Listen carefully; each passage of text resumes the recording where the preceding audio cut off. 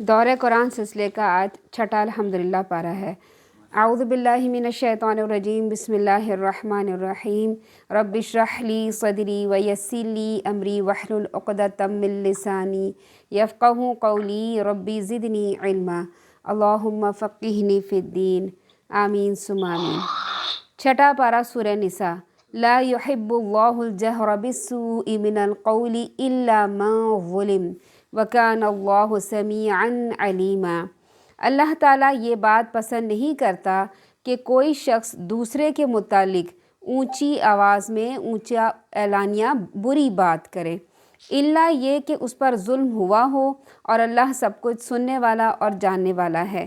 یعنی مظلوم کو یہ حق پہنچتا ہے کہ وہ اللہ کے حضور ظالم کے لیے بد دعا کرے، یا حاکم کے سامنے، یعنی جو اس کے مسئلے کا حل کر سکتا ہے، کوئی جج ہے، وکیل ہے، پولیس ہے، قاضی ہے، یا خاندان کا کوئی بڑا ہے، اس کے سامنے ظالم کا ظلم بیان کرے اور وہ یہ چاہے کہ اسے انصاف ملے، یا پھر دوسرے لوگوں سے بیان کرے تاکہ وہ اس ظالم کا ہاتھ روکیں، یا کم از کم خود ظالم کے اس قسم کے ظلم سے بچ جائیں۔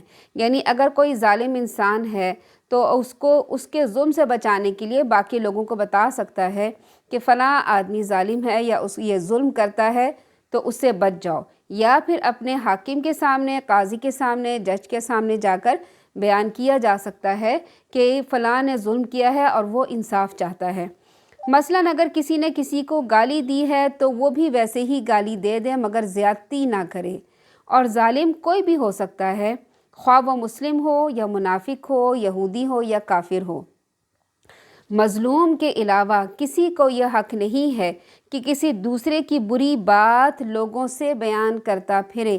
اسی کا نام غیبت ہے، جو گناہ کبیرہ ہے، جس کا مقصد محض کسی دوسرے شخص کو دوسروں کی نظروں میں ذلیل بنانا ہوتا ہے، اور جس شخص کی غیبت کی جائے اس کو جب معلوم ہو تو اس کے جذبات کا بھڑکنا ایک فطری بات ہے۔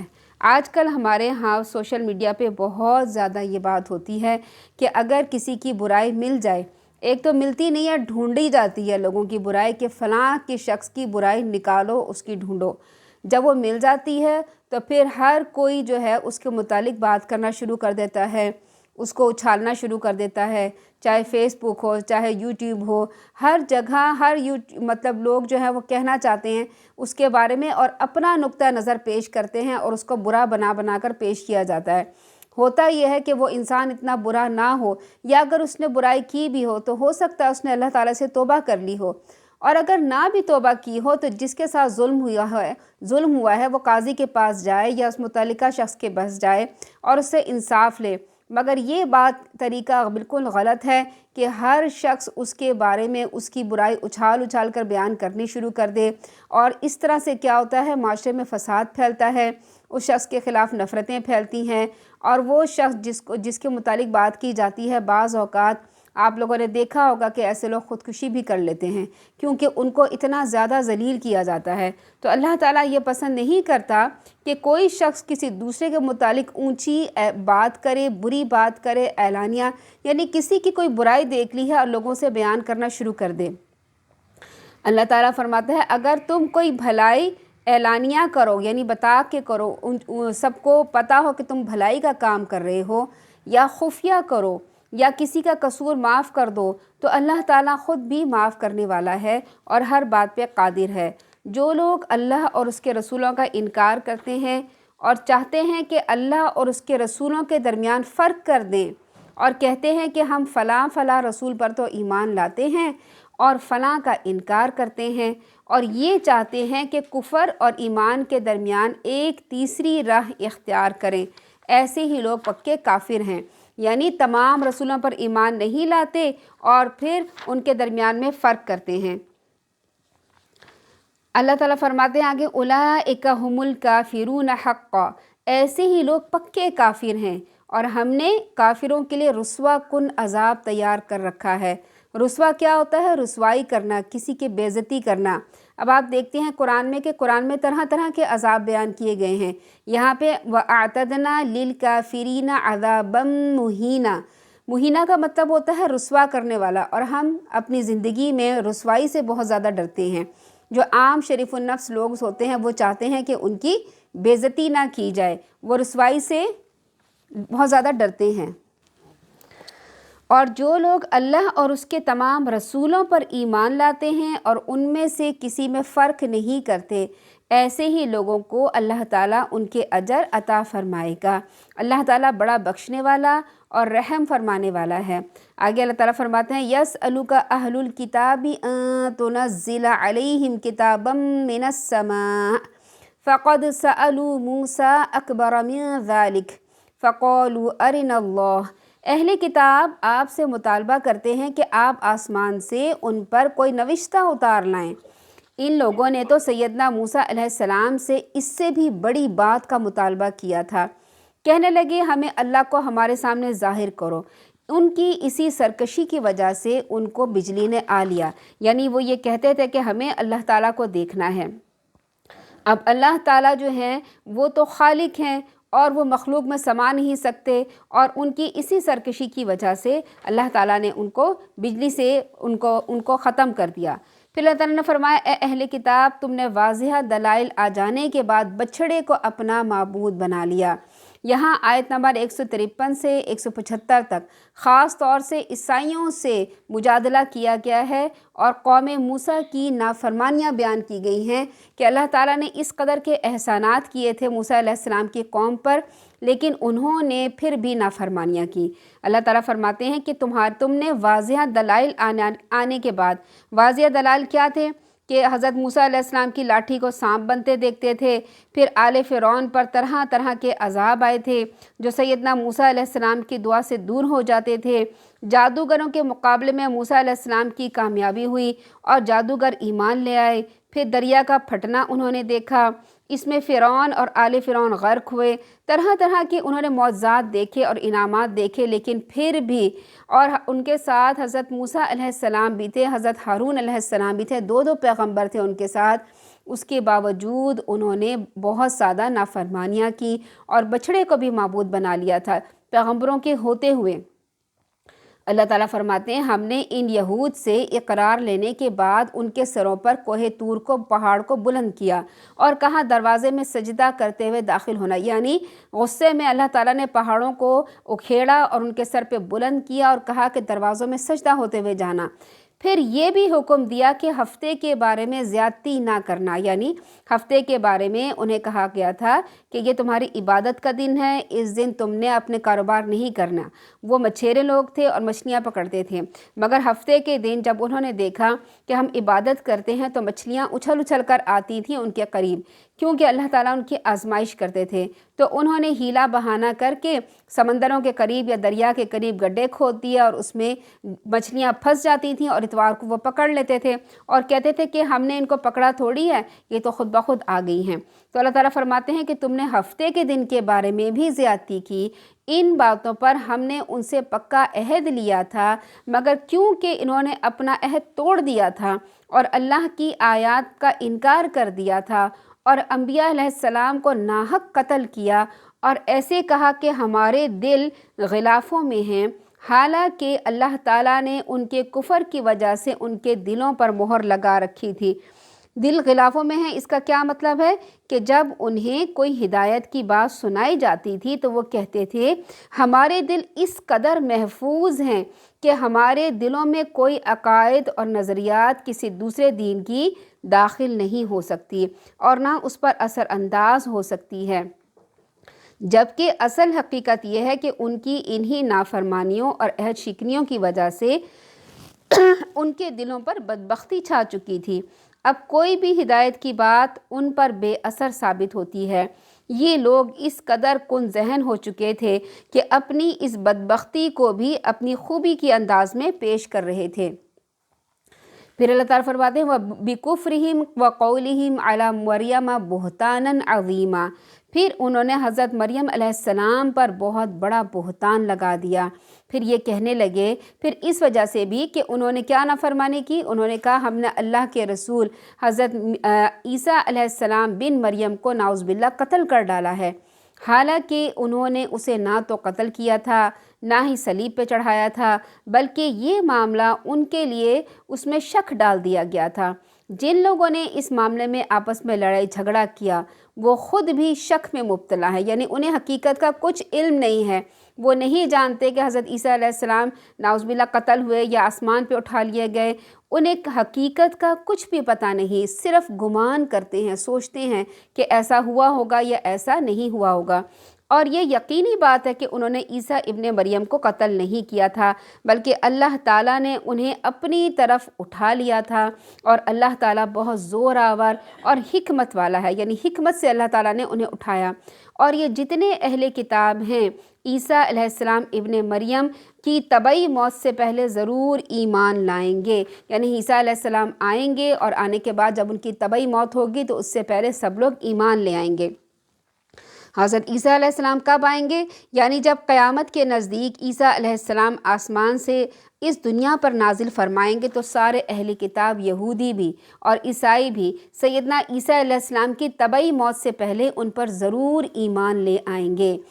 اس ضمن میں کئی احادیث ہیں۔ سیدنا ابو ہریرہ رضی اللہ تعالیٰ عنہ کہتے ہیں کہ آپ صلی اللہ علیہ وسلم نے فرمایا، اس ذات کی قسم جس کے ہاتھ میں میری جان ہے، ان قریب تم میں ابن مریم عادل حکمران کی حیثیت سے نازل ہوں گے، وہ صلیب توڑ ڈالیں گے، جزیہ اٹھا دیں گے۔ جزیہ کہتے ہیں ٹیکس کو، جو نان مسلم دیتے ہیں، جو ہمارے ہاں بھی نان مسلم دیتے ہیں۔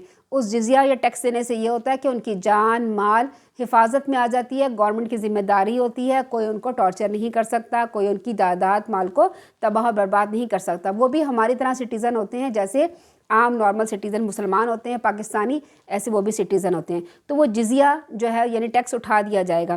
اس زمانے میں مال کی اتنی کثرت ہوگی کہ اسے کوئی قبول نہیں کرے گا، اور ایک سجدہ ان کے نزدیک دنیا مافیہا سے بہتر ہوگا۔ یہ ہے بخاری کی احادیث۔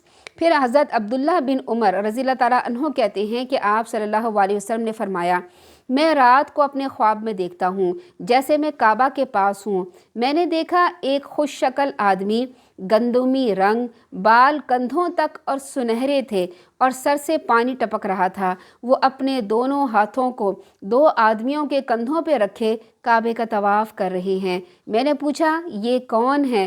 لوگوں نے کہا یہ مسیح ابن مریم ہے۔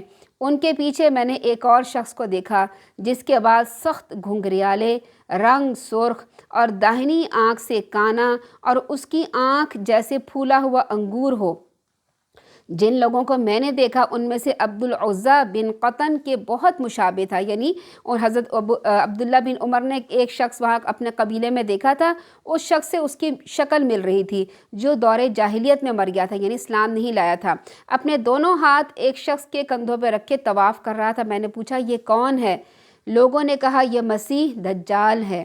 پھر آپ صلی اللہ علیہ وسلم نے فرمایا، میری امت میں سے ایک جماعت ہمیشہ حق پر لڑتی رہے گی اور قیامت تک غالب رہے گی۔ پھر عیسیٰ بن مریم نازل ہوں گے تو اس جماعت کا امیر کہے گا آئیے ہمیں نماز پڑھائیے، وہ کہیں گے نہیں، اللہ تعالیٰ کی طرف سے اس امت کو یہ شرف حاصل ہے کہ ان میں سے ہی کوئی دوسروں پر امیر ہو۔ یہ صحیح مسلم کی روایت ہے۔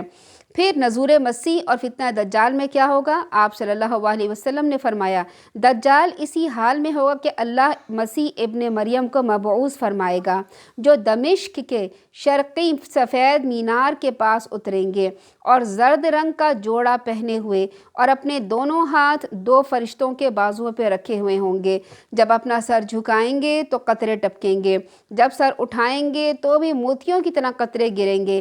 کافر ان کی سانس کی بو پاتے ہی مر جائے گا، یعنی ایسی زبردست ٹیکنالوجی ان کے پاس ہوگی کہ ان کی سانس کی جب خوشبو ان تک پہنچے گی کافروں تک تو وہ مر جائیں گے۔ ان کی سانس حد نگاہ تک پہنچے گی، یعنی جہاں تک وہ دیکھ رہے ہوں گے وہاں تک سانس پہنچے گی، اور ان کی سانس کی بو سے کیا ہوگا؟ کافر مر جائیں گے۔ پھر وہ دجال کو تلاش کریں گے تو اسے باب لد پر پائیں گے، جہاں پر اسرائیل کا ایئرپورٹ ہے لد، پھر اسے قتل کر دیں گے۔ یہ صحیح مسلم کی روایت ہے۔ عبداللہ بن عمر رضی اللہ تعالیٰ عنہ کہتے ہیں کہ آپ صلی اللہ علیہ وسلم نے فرمایا، دجال میری امت میں نکلے گا تو وہ 40، بس اتنا بولا، 40 رہے گا۔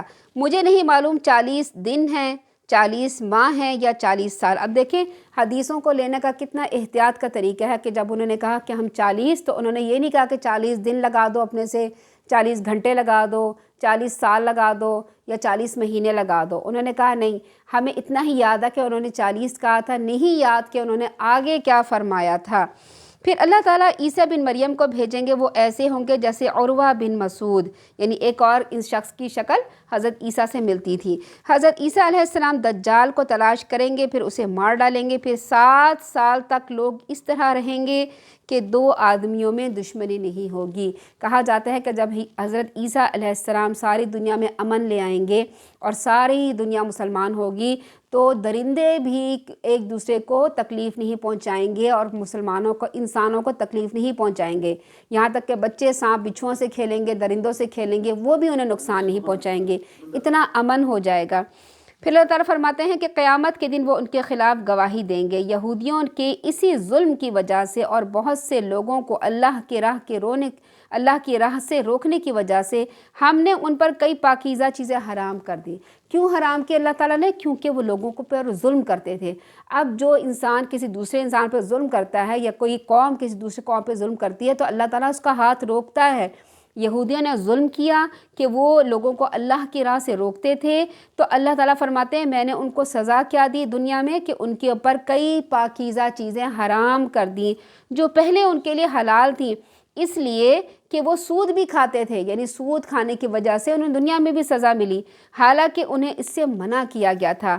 پھر وہ لوگوں کے مال ناجائز طریقوں سے کھا جاتے تھے، اور ایسے کافروں کے لیے ہم نے دکھ دینے والا عذاب تیار کر رکھا ہے۔ آج بھی آپ دیکھیں اسرائیل اور اہل یہود کیا کرتے ہیں، سود لیتے ہیں۔ پوری دنیا میں جو جال ہے نا وہ سود کا، وہ اہل یہود نے پھیلایا ہوا ہے تاکہ سب لوگوں سے اچھا مال وہ سمیٹ لیں اور لوگوں کو بس اتنا مال ملے کہ وہ اسے زندہ رہ سکیں تاکہ وہ سود کما کے انہیں دے سکیں۔ تو اللہ تعالیٰ جو ہے نا ان کو دنیا میں پھر عذاب دکھاتا ہے، لیکن ان میں سے جو علم میں پختہ اور ایماندار ہیں، یعنی اہل یہود میں سے بھی کچھ ایمان والے ہوتے ہیں، اللہ تعالیٰ ان کا ذکر کر رہے ہیں۔ فرمایا لیکن ان میں سے جو علم میں پختہ اور ایماندار ہیں اور اس وحی پر بھی ایمان لاتے ہیں جو آپ صلی اللہ علیہ وسلم کی طرف نازل کی گئی ہے، یعنی اہل یہود میں سے کچھ ایسے لوگ ہوتے ہیں جو قرآن پر، اللہ کے رسول پر ایمان لاتے ہیں اور اس پر بھی ایمان لاتے ہیں جو آپ صلی اللہ علیہ وسلم سے پہلے نازل کی گئی تھی۔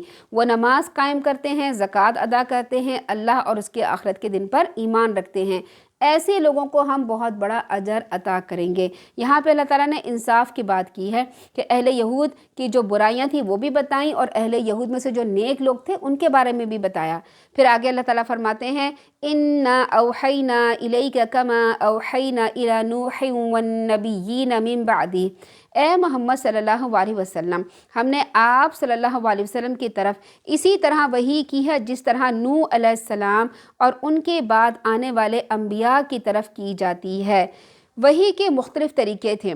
سیدہ عائشہ فرماتی ہیں کہ حارث بن حشام نے آپ صلی اللہ علیہ وسلم سے پوچھا، یا رسول اللہ آپ پر وحی کیسے اترتی ہے؟ آپ صلی اللہ علیہ وسلم نے فرمایا، کبھی تو ایسے آتی ہے جیسے گھنٹی کی جھنکار، یعنی آپ جیسے کوئی گھنٹی ہے اس کو بجائیں تیزی کے ساتھ جیسے بیل بجتی ہے ٹر کی آواز کے ساتھ، تو کہتے ہیں ایسی مجھے آواز آتی ہے اور یہ وحی مجھ پر سخت ناگوار ہوتی ہے۔ پھر جب فرشتے کی بات کہی ہوئی بات مجھے یاد رہ جاتی ہے تو یہ ختم ہو جاتی ہے، اور کبھی فرشتہ آدمی کی صورت میں میرے پاس آتا ہے، مجھ سے بات کرتا ہے تو میں اس کی کہی ہوئی بات یاد کر لیتا ہوں۔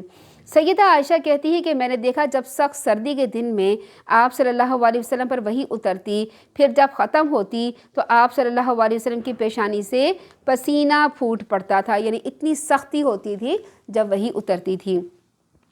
پھر ہم نے ابراہیم علیہ السلام، اسماعیل علیہ السلام، اسحاق علیہ السلام، یعقوب علیہ السلام اور اس کی اولاد عیسیٰ علیہ السلام، ایوب علیہ السلام، یونس اور ہارون علیہ السلام اور سلیمان علیہ السلام کی طرف وحی کی، اور داؤد علیہ السلام کو زبور عطا کی۔ یہاں پر آپ خاصیت دیکھیں، تمام پیغمبروں کے بارے میں فرمایا گیا کہ ان کو وحی عطا کی، اور حضرت داؤد علیہ السلام کے طور پر بارے میں خاص طور پہ کہا گیا کہ انہیں زبور عطا کی، یعنی زبور کوئی بہت ہی اسپیشل اور بہت خاص چیز تھی۔ کچھ رسول تو ایسے ہیں جن کا حال اس سے پہلے ہم آپ کو بتا چکے ہیں، اور کچھ ایسے ہیں جن کا حال آپ سے بیان نہیں کیا گیا، یعنی اللہ تعالیٰ نے بعض رسولوں کے نام تو ہمیں قرآن میں بتا دیے، ان کے حالات بتا دیے، لیکن بہت سوں کا حال نہیں بتایا۔ اور اس کے علاوہ بھی ان کے علاوہ بھی بہت سے رسول آئے تھے۔ اللہ تعالیٰ فرماتے ہیں اللہ تعالیٰ نے موسیٰ علیہ السلام سے بول کر کلام کیا، یعنی بات چیت کی۔ یہ سب رسول لوگوں کو خوشخبری سنانے والے اور ڈرانے والے تھے۔ کس سے ڈرانے والے تھے؟ کہ بھئی برے کام نہ کرو، گناہ کے کام نہ کرو، شرک نہ کرو، نہیں تو جہنم میں جاؤ گے۔ اور خوشخبری سنانے والے کا کیا مطلب ہے؟ کہ ان کو کہتے تھے کہ اگر تم ایک اللہ پر ایمان لے آؤ گے، رسول پر ایمان لے آؤ گے، اس کی کتابوں کو مانو گے، نیک عمل کرو گے تو جنت میں جاؤ گے، تاکہ ان رسولوں کے آنے کے بعد لوگوں کے لیے اللہ پر کوئی حجت باقی نہ رہے۔ کیا مطلب ہوتی ہے حجت کی؟ کہ اللہ تعالیٰ نے رسول بھیج کر انسانوں کو تمام حقیقت سے واضح بتا دیا ان کو کہ انسان کی اس پوری کائنات میں کیا حیثیت ہے، ہمیں یہاں رہ کے کیا کردار ادا کرنا ہے، یہ اللہ تعالیٰ نے ہمیں قرآن میں اور رسولوں کے ذریعے بتا دیا۔ اگر وہ اس کردار کو ادا کرنے میں کامیاب رہا، یعنی اللہ تعالیٰ نے جو ہمیں دنیا میں کام کرنے کے لیے بھیجا ہے، اگر تو ہم نے وہ کام کیے اور کامیاب رہے تو ان کی ہم آخری زندگی اس میں ان کو اجر ملے گا۔ اگر ناکام رہے تو آخری زندگی میں کیا کچھ دکھ اور مصائب انہیں برداشت کرنے ہوں گے۔ تو اللہ تعالیٰ نے حجت تمام کر دی۔ اب قیامت کے دن کوئی یہ بہانہ نہیں کر سکتا کہ ہماری قوم میں تو کوئی پیغمبر نہیں آیا تھا، ہمارے پاس تو کوئی کتاب نہیں آئی تھی۔ اب اللہ کے رسول صلی اللہ علیہ وسلم کے آنے کے بعد دیکھیں کہ تمام لوگ جو ہے وہ تبلیغ کا، دعوت دین کا کام کرتے ہیں، اور اب سوشل میڈیا پر یہ چیز بہت زیادہ ہے۔ آپ کسی بھی مولانا کا لیکچر سن سکتے ہیں، کسی بھی مولانا کی قرأت سن سکتے ہیں، کسی کی بھی تفسیر اور ترجمہ سن سکتے ہیں۔ اب کسی کے پاس کوئی بہانہ نہیں ہے کہ ہم مدرسے نہیں جا سکتے تھے، کسی عالم کے پاس نہیں جا سکتے تھے۔ اب آپ کے سامنے قرآن آپ کے گھروں کے اندر آیا ہوا ہے، ہر طرح سے حدیث کا علم آپ کے گھروں کے اندر آیا ہوا ہے۔ اب ہمارے پاس کوئی بہانہ نہیں ہے، تو اس لیے ہمیں کیا کرنا چاہیے کہ اس سہولت کو لے لینا چاہیے اور ان کاموں کی طرف لگ جانا چاہیے۔ اپنی زندگی کا، اپنے دن کا ایک تھوڑا سا حصہ، گھنٹہ 2 گھنٹہ روزانہ قرآن و حدیث کے علم پر لگانا چاہیے۔ اللہ تعالیٰ فرماتے ہیں کہ جو کچھ آپ کی طرف اتارا گیا ہے اپنے علم کی بنا پر اتارا گیا ہے، اور فرشتے بھی یہی گواہی دیتے ہیں، اگرچہ اللہ کی گواہی کافی ہے۔ پھر جن لوگوں نے اس نازل کردہ وحی کا انکار کیا، یعنی جو نازل کردہ وحی کیا، قرآن کا انکار کیا اور اللہ کی راہ سے لوگوں کو روکا، یقیناً وہ گمراہی میں بہت دور تک نکل گئے ہیں۔ جیسے اہل یہود نے روکا تھا لوگوں کو دین کی طرف آنے سے، ایسے ہی جو دوسرے لوگ ہیں وہ مسلمانوں کو دین کے مسلمان بننے سے اور قرآن کی طرف جانے سے روکتے ہیں۔ بلا شبہ جو لوگ کافر ہوئے اور ظلم کرتے رہے، اللہ انہیں ہرگز نہیں بخشے گا اور نہ ہی انہیں جہنم کی راہ کے سوا کوئی دوسری راہ دکھائے گا جس میں وہ ہمیشہ رہیں گے، اور یہ بات اللہ کے لیے بہت آسان ہے۔ پھر یہاں پر آگے فرمایا جا رہا ہے کہ حضرت عیسیٰ علیہ السلام کے بارے میں، کہ یہاں پر عیسائیوں کو، نصارہ کو خطاب کر کے کہا جا رہا ہے کہ حضرت عیسیٰ علیہ السلام خدا نہیں ہیں، اور نصارہ کو کہا جا رہا ہے کہ باز آ جاؤ اور ایمان لے آؤ ایک اللہ پر اور رسول اللہ صلی اللہ علیہ وسلم پر ایمان لے آؤ۔ اللہ تعالیٰ فرماتے یا ایھا الناس قد جاءکم الرسول بالحق من ربکم، لوگو تمہارے پاس تمہارے رب کی طرف سے رسول دین حق لے کر آ چکا ہے، لہٰذا تمہارے لیے بہتر یہی ہے کہ تم ایمان لے آؤ، اور اگر کفر کرو گے تو یاد رکھو جو کچھ آسمانوں میں ہے، زمین میں ہے، سب اللہ ہی کا ہے، اور اللہ تعالیٰ سب کچھ جاننے والا اور حکمت والا ہے۔ یعنی اگر عیسائی، یہودی یا دوسرے نان مسلم اسلام لے آئیں گے، مسلمان ہو جائیں گے، قرآن کو مان لیں گے، تو اللہ تعالیٰ کو اس سے کوئی فائدہ نہیں ہوگا۔ اللہ تعالیٰ فرماتے ہیں کہ آسمان و زمین میری ہے اور سب کچھ میرا ہے، سب کچھ میری طرف پلٹنے والا ہے، مجھے کسی چیز کی ضرورت نہیں ہے، یہ ضرورت تو تمہاری اپنی ہے، اگر تم ایمان لے آؤ گے تو اس میں تمہارا ہی فائدہ ہے۔ پھر آگے اللہ تعالیٰ فرماتے ہیں اے اہل کتاب، یعنی اے اہل یہود اور اہل نصارہ، اپنے دین میں غلو نہ کہو۔ یہاں اہل نصارہ کی یعنی عیسائیوں کی بات کی گئی ہے۔ غلو کس کو کہتے ہیں؟ غلو کا معنی ایسا مبالغہ ہے جو غیر معقول ہو، یعنی مبالغے میں کوئی چیز بہت بڑھا دینا۔ جیسے حضرت عیسیٰ علیہ السلام کے متعلق نصارہ کا یہ عقیدہ ہے کہ وہ اللہ کے بیٹے تھے، حالانکہ وہ تو اللہ کے پیغمبر تھے، اب انہیں بڑھا کے کیا بنا دیا؟ اللہ کے بیٹے نعوذ باللہ بنا دیا۔ اس کے برعکس اہل یہود نے کیا مبالغہ کیا، یعنی کیا بڑھایا؟ ان کا یہ عقیدہ تھا کہ نعوذ باللہ حضرت عیسیٰ نبی ہی نہیں ہیں اور ان سے دشمنی رکھتے تھے۔ اسی بنا پر انہوں نے آپ علیہ السلام یعنی حضرت عیسیٰ علیہ السلام کو सूली चढ़ाने की कोशिश की, यानी वो बहुत ज़्यादा दूसरी तरफ चले गए। तो बीच में दरमियानी उम्मत नहीं रहे। और अल्लाह के रसूल की जो उम्मत है सल्लल्लाहु अलैहि वसल्लम के मुसलमान, वो क्या हैं कि हज़रत ईसा अलैहिस्सलाम पैगम्बर हैं और अल्लाह ताला के नबी हैं और उनके ऊपर इंजील उतरी है। तो अल्लाह ताला फरमा रहे हैं, ए अहले किताब, अपने दीन में गुलू ना करो और अल्लाह की निस्बत वही बात कहो जो सच्ची है। मसीह, क्या सच्ची बात है? मसीह ईसा इब्ने मरियम सिर्फ़ अल्लाह के रसूल और उसका कलिमा थे। यानी अगर ईसाइयों को जो बात बतानी है आपने कुरान पढ़ के ये बताएं कि यहाँ पर अल्लाह ताला फरमा रहे हैं कि देखो जो मसीह तुम्हारे पास है आए थे वो अल्लाह के नाउज़ुबिल्लाह बेटे नहीं थे, बल्कि क्या थे? पैगंबर थे। मसीह ईसा इब्ने मरियम सिर्फ़ अल्लाह के रसूल और उनका कलिमा थे। कलिमा का मतलब क्या होता है? कलिमा के लफ्ज़ से ईसाइयों ने धोखा खाया ना कि कलिमा कुछ और चीज़ है। कलमे का मतलब ये होता है कि अल्लाह ताला जब भी किसी कोई चीज़ को कहते हैं ना कि हो जाए कोई काम को, तो अल्लाह ताला क्या फरमाते हैं? कुन। आपने सूरह यासीन में भी पढ़ा होगा कुन फयाकुन। तो क्या होता है? अल्लाह ताला फरमाते हैं कुन, हो जा। तो वो फयाकुन का मतलब होता है बस वो हो जाती है। इसी तरह से अल्लाह ताला ने हज़रत मरियम अलैहिस्सलाम के पास जब हज़रत जिब्राइल अलैहिस्सलाम भेजे थे, तो हज़रत जिब्राइल अलैहिस्सलाम ने फरमाया था, अल्लाह ताला के हुक्म से अल्लाह ताला ने फरमाया था हो जा, यानी हज़रत ईसा अलैहिस्सलाम उनके अंदर आ जाएं और वो प्रेग्नेंट हो जाएं। तो अल्लाह ताला ने फरमाया था कुन, हो जा। तो उन्होंने अपने मुंह से कलिमा निकाला था, एक अल्फाज लफ्ज़ निकाला था। तो उस लफ्ज़ को क्या कहा जाता है? कलिमा। कि भाई वो कलमा बोला गया था, अल्लाह ताला का कलमा है, यानी अल्लाह ताला के बोले हुए अल्फाज हैं। जिसे अल्लाह ताला ने मरियम अलैहिस्सलाम की तरफ भेजा था, वो उसकी तरफ से एक रूह थे। सो तुम अल्लाह और उसके रसूलों पर ईमान ले आओ और ये ना कहो कि खुदा तीन है, यानी ट्रिनिटी पे बिलीव ना करो। वो क्या कहते थे? वला तक़ूलू सलासा। अल्लाह ताला फरमाते हैं सलासा ना कहो। सलासा का क्या मतलब है? इंग्लिश में इसको कहा जाता है ट्रिनिटी, यानी वो क्या कहते थे? खुदा तीन है। इससे बाज आ जाओ, यही तुम्हारे लिए बेहतर है। सिर्फ़ अल्लाह अकेला ही इलाह है, यानी अक़ीदा तस्लीस या ट्रिनिटी का अक़ीदा या सलासा का अक़ीदा या तीन खुदा का जो अक़ीदा था उनके यहाँ बहुत ही लग़्व और बेहुदा अक़ीदा है। वो हज़रत मरियम अलैहिस्सलाम को, हज़रत ईसा अलैहिस्सलाम को और अल्लाह ताला को क्या कहते हैं कि ये तीनों नाउज़ुबिल्लाह खुदा हैं। अल्लाह ताला तो खुदा है, लेकिन हज़रत मरियम और हज़रत ईसा अलैहिस्सलाम को भी खुदा मानते थे। और उनको ये नहीं पता चलता था कि हमने किस तरह से इसको एक्सप्लेन करना है, क्या कहना है। तो अल्लाह ताला ने उनके लिए ये भी बहुत एक शक में बात डाल दी थी। वो ख़ुद भी इसमें उलझते रहते हैं और जो कोई उनसे पूछे उसको भी उलझाते रहते हैं। अल्लाह ताला फरमाते हैं अल्लाह सिर्फ़ एक ही इलाह है। इलाह किसको कहते हैं? जिसकी इबादत की जाए। वो इस बात से पाक है कि उसकी कोई औलाद हो। हम जब कहते हैं ना सुबहान अल्लाह सुबहानहू, तो इसका क्या मतलब होता है? यहाँ पे भी अल्लाह ताला ने फरमाया सुबहानहू अन यकून लहू वलद। पाक है किस चीज़ से? शिर्क से पाक है, औलाद से पाक है, बाप से पाक है, उसके साथ कोई शरीक नहीं है, उसके अंदर कोई कमी नहीं है, उसके अंदर कोई नुक्स नहीं है, उसकी कोई सिफ्त ख़त्म होने वाली नहीं है। अब हमारी आंखें हैं, हम आंखों से देखते हैं, हमारी आंखें क्या होती हैं? ख़राब हो जाती हैं, हम ऐनक लगा लेते हैं, बाज़ लोग नाबीना हो जाते हैं। तो हमारी ये सिफ्त क्या हो रही है? कमज़ोर हो रही है। फिर याददाश्त ख़राब होने लगती है, किसी के कान ख़राब होने लगते हैं, हमारा जिस्म ख़राब होने लगता है। तो हमारे अंदर तो नुक्स है ना, हमने तो ख़त्म हो जाना है। तो अल्लाह के अंदर कोई नुक्स नहीं है। अल्लाह ताला की बसारत अपनी बसारत है। अल्लाह ताला हर एक को बराबर देख रहे हैं और इस तरह से देखते हैं कि एक को देखना दूसरे को देखने के आगे आड़े नहीं आता। अल्लाह ताला इतने जो सैयारे हैं, सितारे हैं और आसमानों में जितनी मखलूक है सबको बराबर देख रहे हैं। तो अल्लाह ताला क्या है? सुबहान अल्लाह सुबहानहू, पाक हैं किस चीज़ से?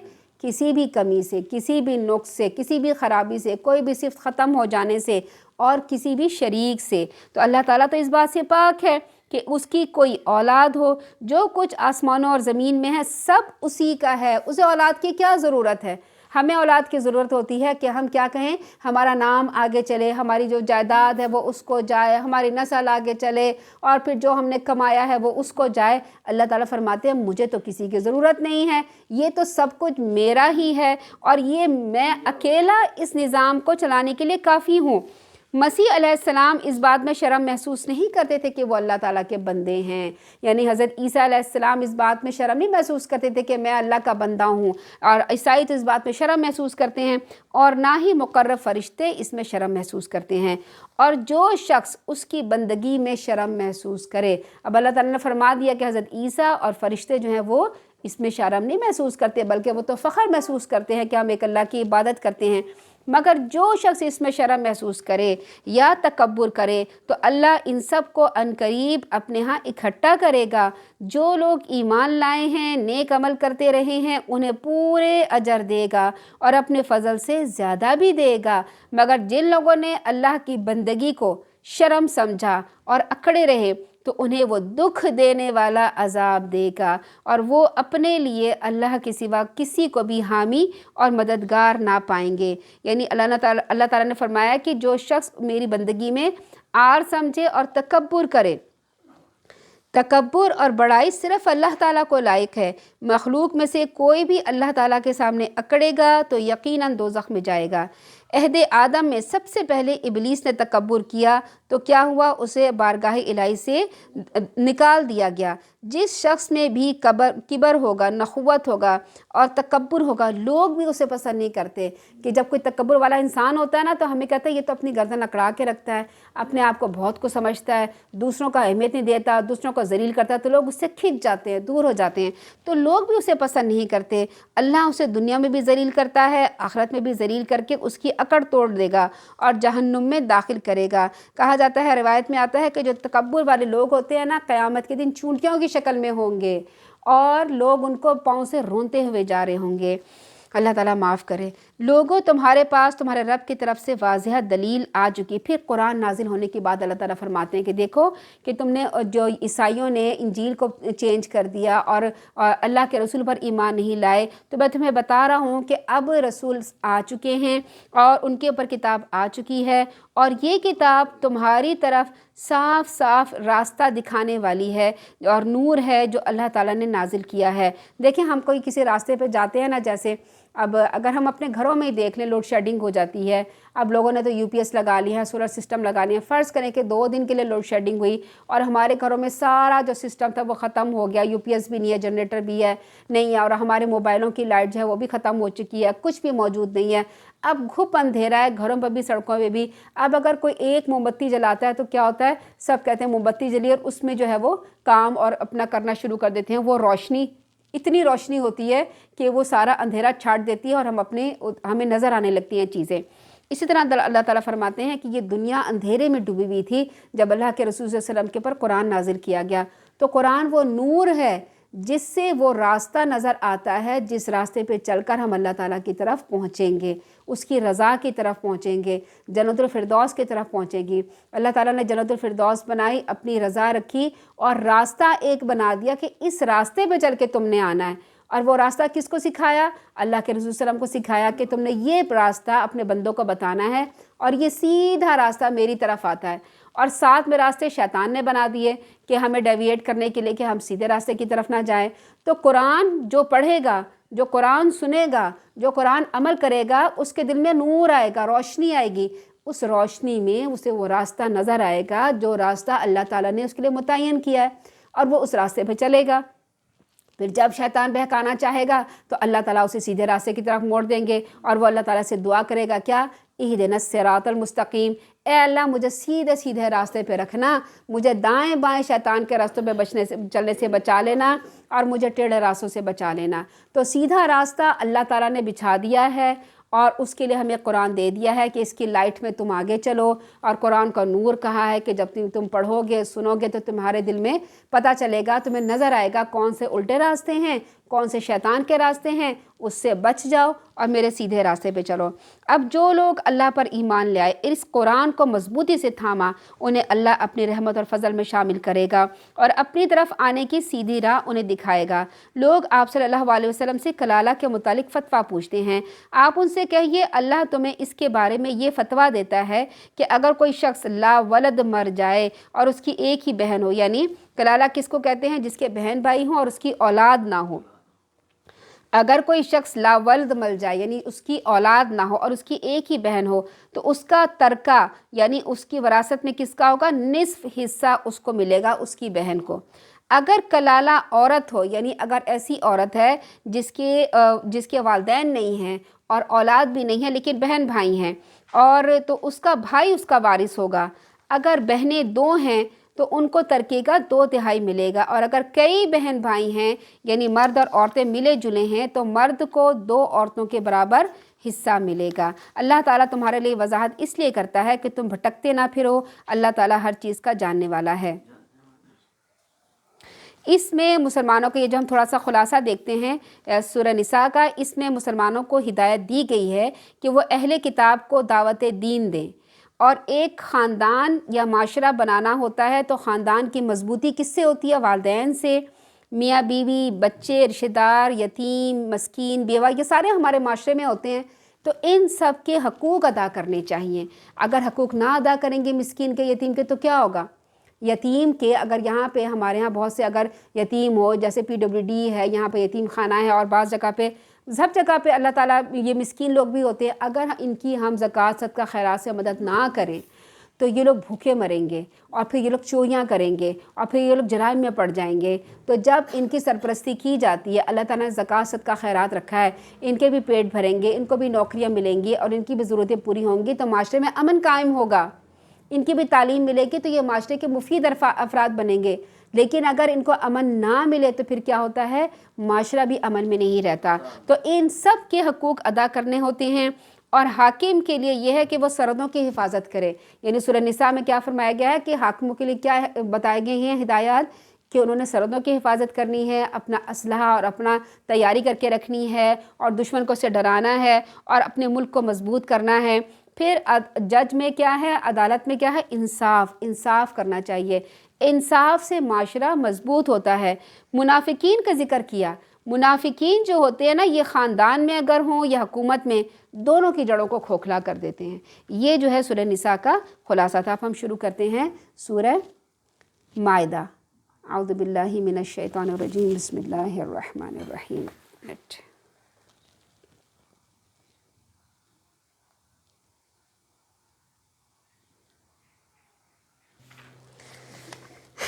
اعوذ باللہ من الشیطان الرجیم، بسم اللہ الرحمن الرحیم۔ سورۃ المائدہ، اس کا تھوڑا سا ہم خلاصہ دیکھ لیتے ہیں کہ اس سورت میں کیا ہے۔ اس میں یہ ہے کہ اسلامی عدالتوں کی طرف اشارہ ہے، اس میں قوانین پر عمل یقینی بنایا جائے، چوروں کے ہاتھ کاٹے جائیں، اور ریاست کے دشمن کو سزا دی جائے، اسلامی شریعت پر عمل کیا جائے۔ اس کا خلاصہ ہے۔ شروع کرتے ہیں ہم۔ پہلا جو 1 آیت سے لے کر 11 آیت تک شریعت کے احکامات بیان کیے گئے ہیں۔ اللہ تعالیٰ فرماتے ہیں، یا ایھا الذین آمنوا اوفوا بالعقود، وعدے کی پابندی کرو۔ احلت لکم بہیمۃ الانعام الا ما یتلی علیکم غیر محلی، اے ایمان والو اپنے معاہدے کو پورا کرو، تمہارے لیے ہر مویشی قسم کے چرنے والے جانور حلال کیے گئے ہیں، سوائے ان جانوروں کو جو آگے چل کر تمہیں بتائے جا رہے ہیں۔ یہاں وعدے کی پابندی کے فوراً بعد حلال اور حرام کی آیت ہیں۔ جس کو رب مانا جائے، پھر اسی کا حق ہے کہ وہی حلال اور حرام کہے۔ ہم اسی کے کیے گئے حلال کو حلال اور حرام کو حرام جانیں، پھر اپنی مرضی سے اپنے آباء و اجداد کی مرضی سے نہیں کر سکتے۔ جو پابندیاں اللہ تعالیٰ نے لگائی ہیں اسے ہر حال میں پورا کرنا ہے۔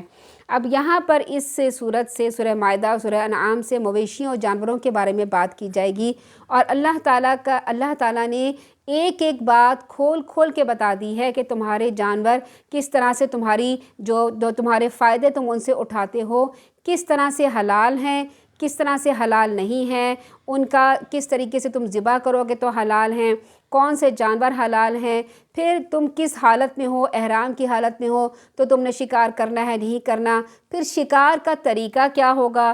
تو اللہ تعالیٰ نے ہر بات اس صورت میں کھول کے بتا دی ہے، اور ایک ٹاپک یعنی شکار کیسا ہو، جانور کے ساتھ آپ نے کیا سلوک کرنا ہے، اور اس کو کس طرح سے آپ نے استعمال کرنا ہے، یہ پورا طریقہ ہر اینگل سے اللہ تعالیٰ نے بتایا ہے۔ ٹھیک ہے، اب ہم شروع کرتے ہیں۔ اللہ تعالیٰ فرماتے ہیں، تمہارے لیے ہر مویشی قسم کے چرنے والے جانور حلال کیے گئے ہیں۔ انعام کس کو کہتے ہیں؟ انعام سے اہل عرب کے ہاں اونٹ، گائے، بھیڑ، بکری وغیرہ مراد لیے جاتے ہیں۔ انعام حمزہ زبر آ کے ساتھ، ٹھیک ہے، انعام نہیں کہتے۔ انعام جو ہے نا، یہ ہمارے یہاں نعمت کے طور پہ استعمال ہوتا ہے۔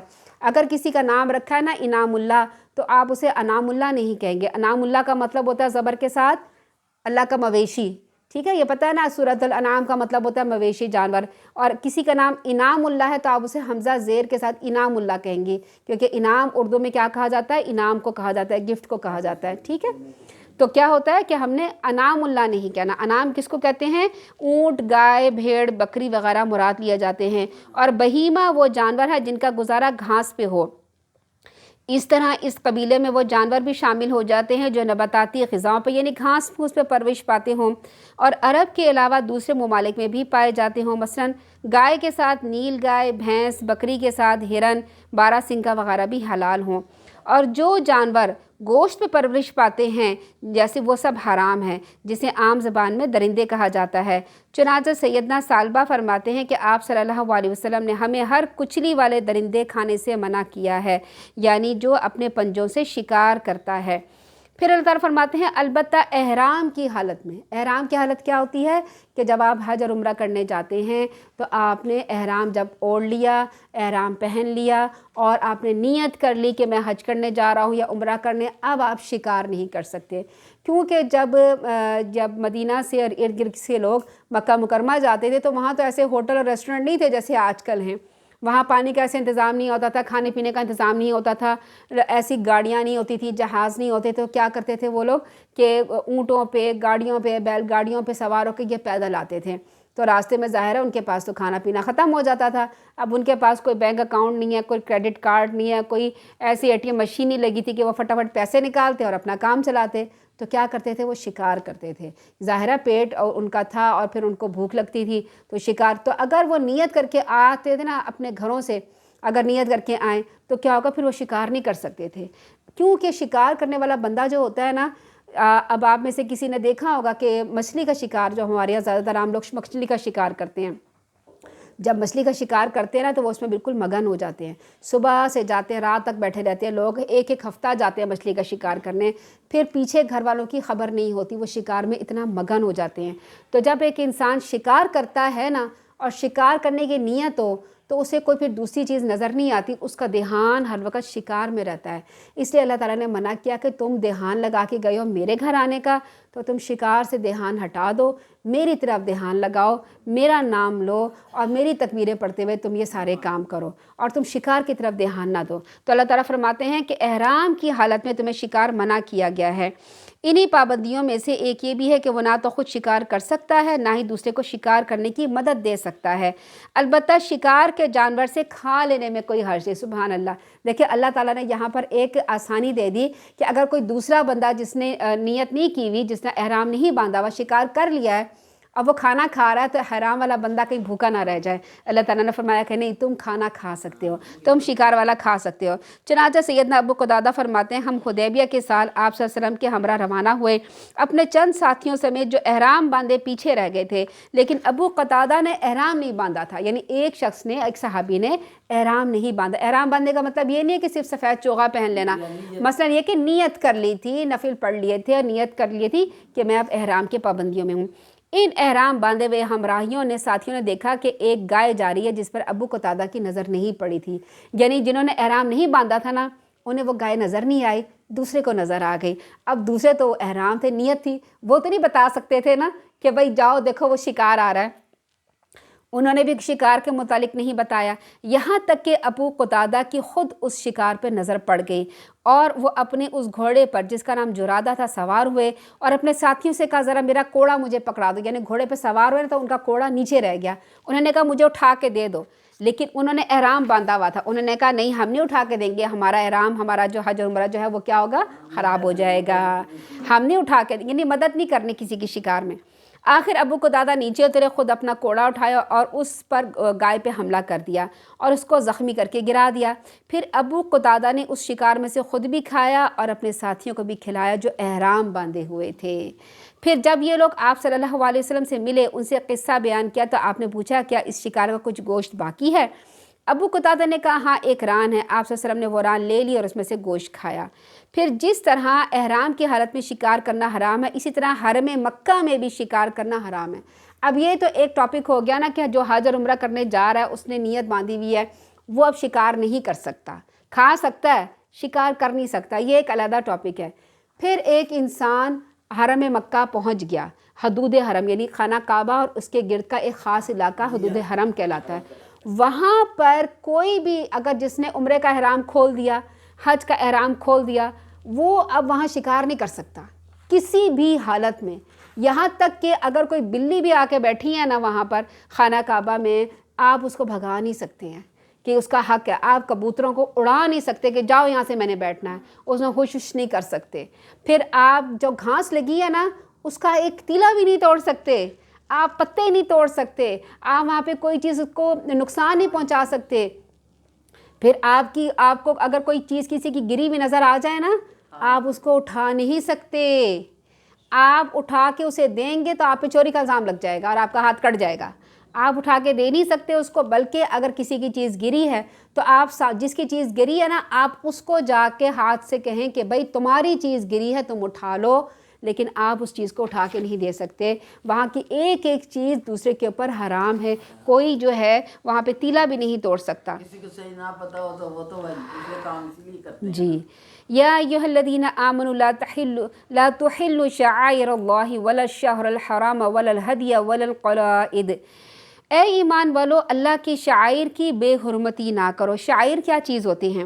شعائر شعیرہ کی جمع ہے، یعنی امتیازی علامت، ایک خاص علامت، ہر مذہب اور ہر نظام کی ایک امتیازی علامت کو شعائر کہا جاتا ہے، جسے لوگو آج کل کہتے ہیں نا، لوگو کسی کا جھنڈا، یعنی اذان با جماعت، نماز با جماعت کے لیے اذان دی جاتی ہے، مساجد میں مسلمانوں کو بلایا جاتا ہے، گرجا اور صلیب میں وہاں پر اپنے اپنے وہ جو بجائے جاتے ہیں لوگوں کو بلانے کے لیے۔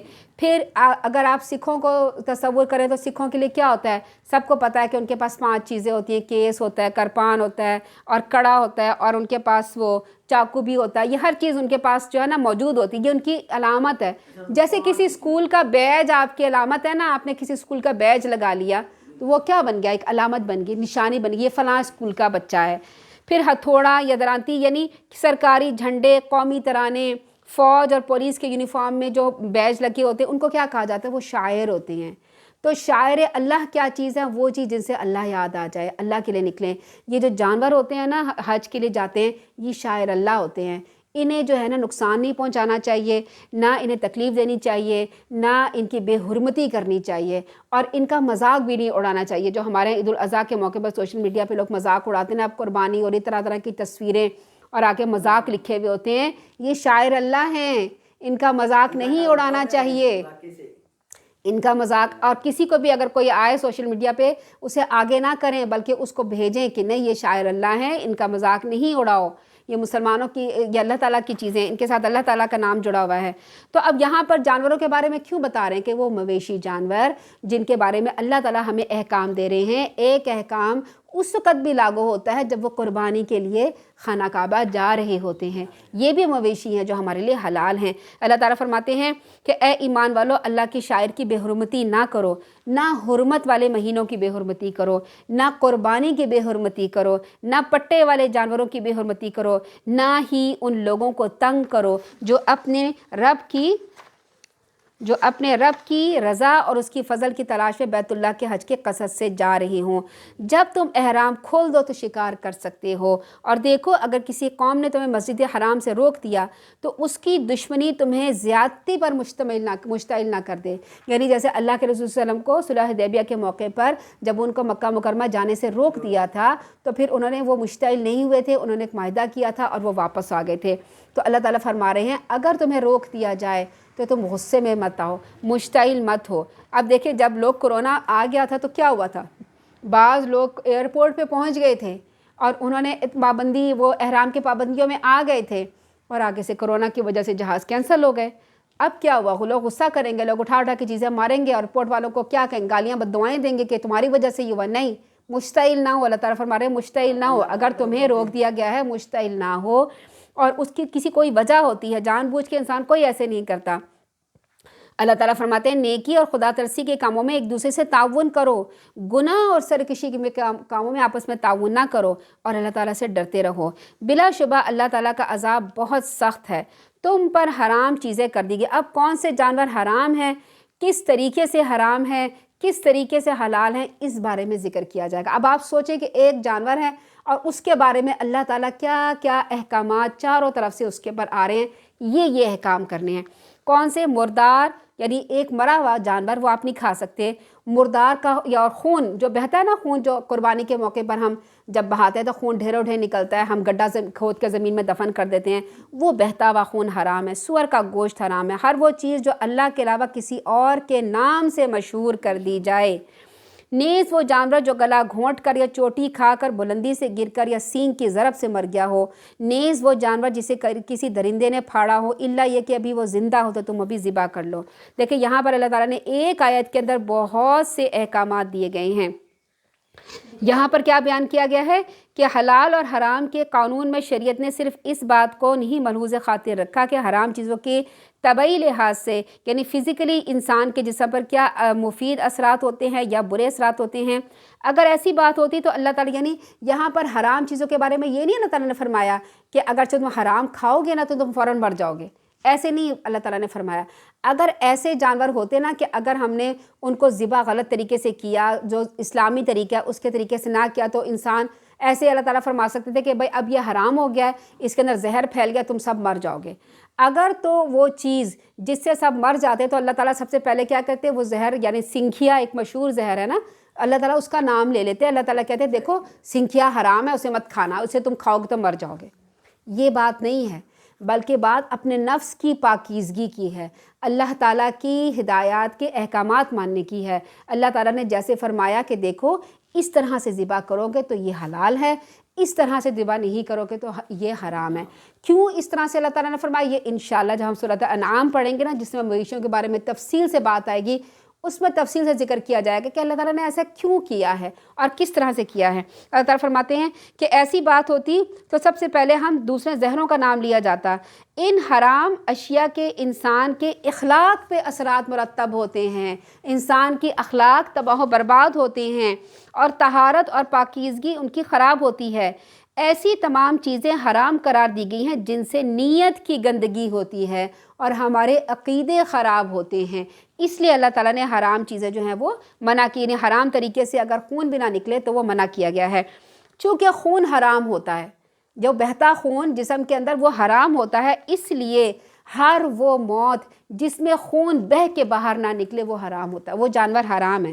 یہاں پر اللہ تعالیٰ نے ان 4 چیزوں کا ذکر کیا ہے۔ مثلاً جو جانور گلا گھٹ کے مر جائے، مثال کے طور پر کیا ہوتا ہے کہ گلا دبا کے کسی کا مار دیا یا مروڑ کے گلا مار دیا، یا رسی کا پھندا، آپ کو پتہ ہے بکریاں جو ہوتی ہیں وہ گول گول گھومنے کی عادی ہوتی ہیں، وہ جو اگر آپ نے رسی کے ساتھ باندھا اور وہ انہیں بھوک لگی اور انہوں نے گول گول گھومنا شروع کیا تو کیا ہوتا ہے، رسی ان کے گلے میں پھنس جاتی ہے اور وہ گلا دب جاتا ہے اور وہ مر جاتی ہیں۔ تو اب اگر وہ دب کے مر گئیں اور ختم ہو گئی اور آپ نے جب دیکھا تو وہ حرام ہے۔ یا گردن کسی درخت کی شاخوں میں پھنس جائے، کسی جالی میں پھنس جائے، کسی باڑ میں پھنس جائے اور جانور تڑپ تڑپ کے مر جائے، اب وہ حرام ہے، آپ کے لیے حلال نہیں۔ دوسری صورت چوٹ یا ضرب سے مرنے کی ہے، یعنی چوٹ لگ گئی، کوئی پتھر لگ گیا یا بھاگتے بھاگتے کہیں پہ وہ پتھر لگ گیا، یا پھر کسی گاڑی سے ایکسیڈنٹ ہو گیا۔ جو عید الاضحیٰ ہوتی ہے تو کیا ہوتا ہے، ٹرک سے اتارتے اتارتے جو جانور ہو بدک جاتا ہے، بعض اوقات بدک کے وہ ایسے بھاگتا ہے کسی سے ٹکراتا ہے اور مر جاتا ہے، یا ٹانگ ٹوٹ جاتی ہے یا سینگ ٹوٹ جاتا ہے یا دانت ٹوٹ جاتا ہے، تو پھر وہ حلال نہیں رہتا۔ تیسری صورت یہ ہے کہ گر کے مرنا، اگر کسی پہاڑی یا درخت سے گر کر مر جائے یا کسی کھڈ میں مر جائے، یعنی کھڈے میں گر جائے یا کنویں یا ندی نالے میں گر جائے۔ اور آپ کو پتہ ہے سوشل میڈیا پہ تب یہ بھی دکھاتے ہیں نا کہ کسی نے 6 مہینے گائے لی، 6 مہینے پہلے گائے لے لی اور اسے اپنی چھت کے اوپر رکھا، چھت پہ رکھنے کے بعد وہ گائے اتنی موٹی ہو گئی نا کہ وہ راستے دروازے سے اتر نہیں سکتی تھی۔ اس کے لیے انہوں نے کیا کیا کہ جی کرین منگائی، کرین منگا کے اس میں انہوں نے اس کو اتارا، اب نیچے آتے آتے بیچاری گری اور گر کے مر گئی۔ تو یہ جو ہے نا اگر گر کے مر جائے تو وہ حرام ہے۔ چوتھی صورت یہ ہے کہ سینگ دار جانور اپنے سینگوں سے لڑیں اور مر جائے، یہ سب حرام ہے، مردار حرام ہے۔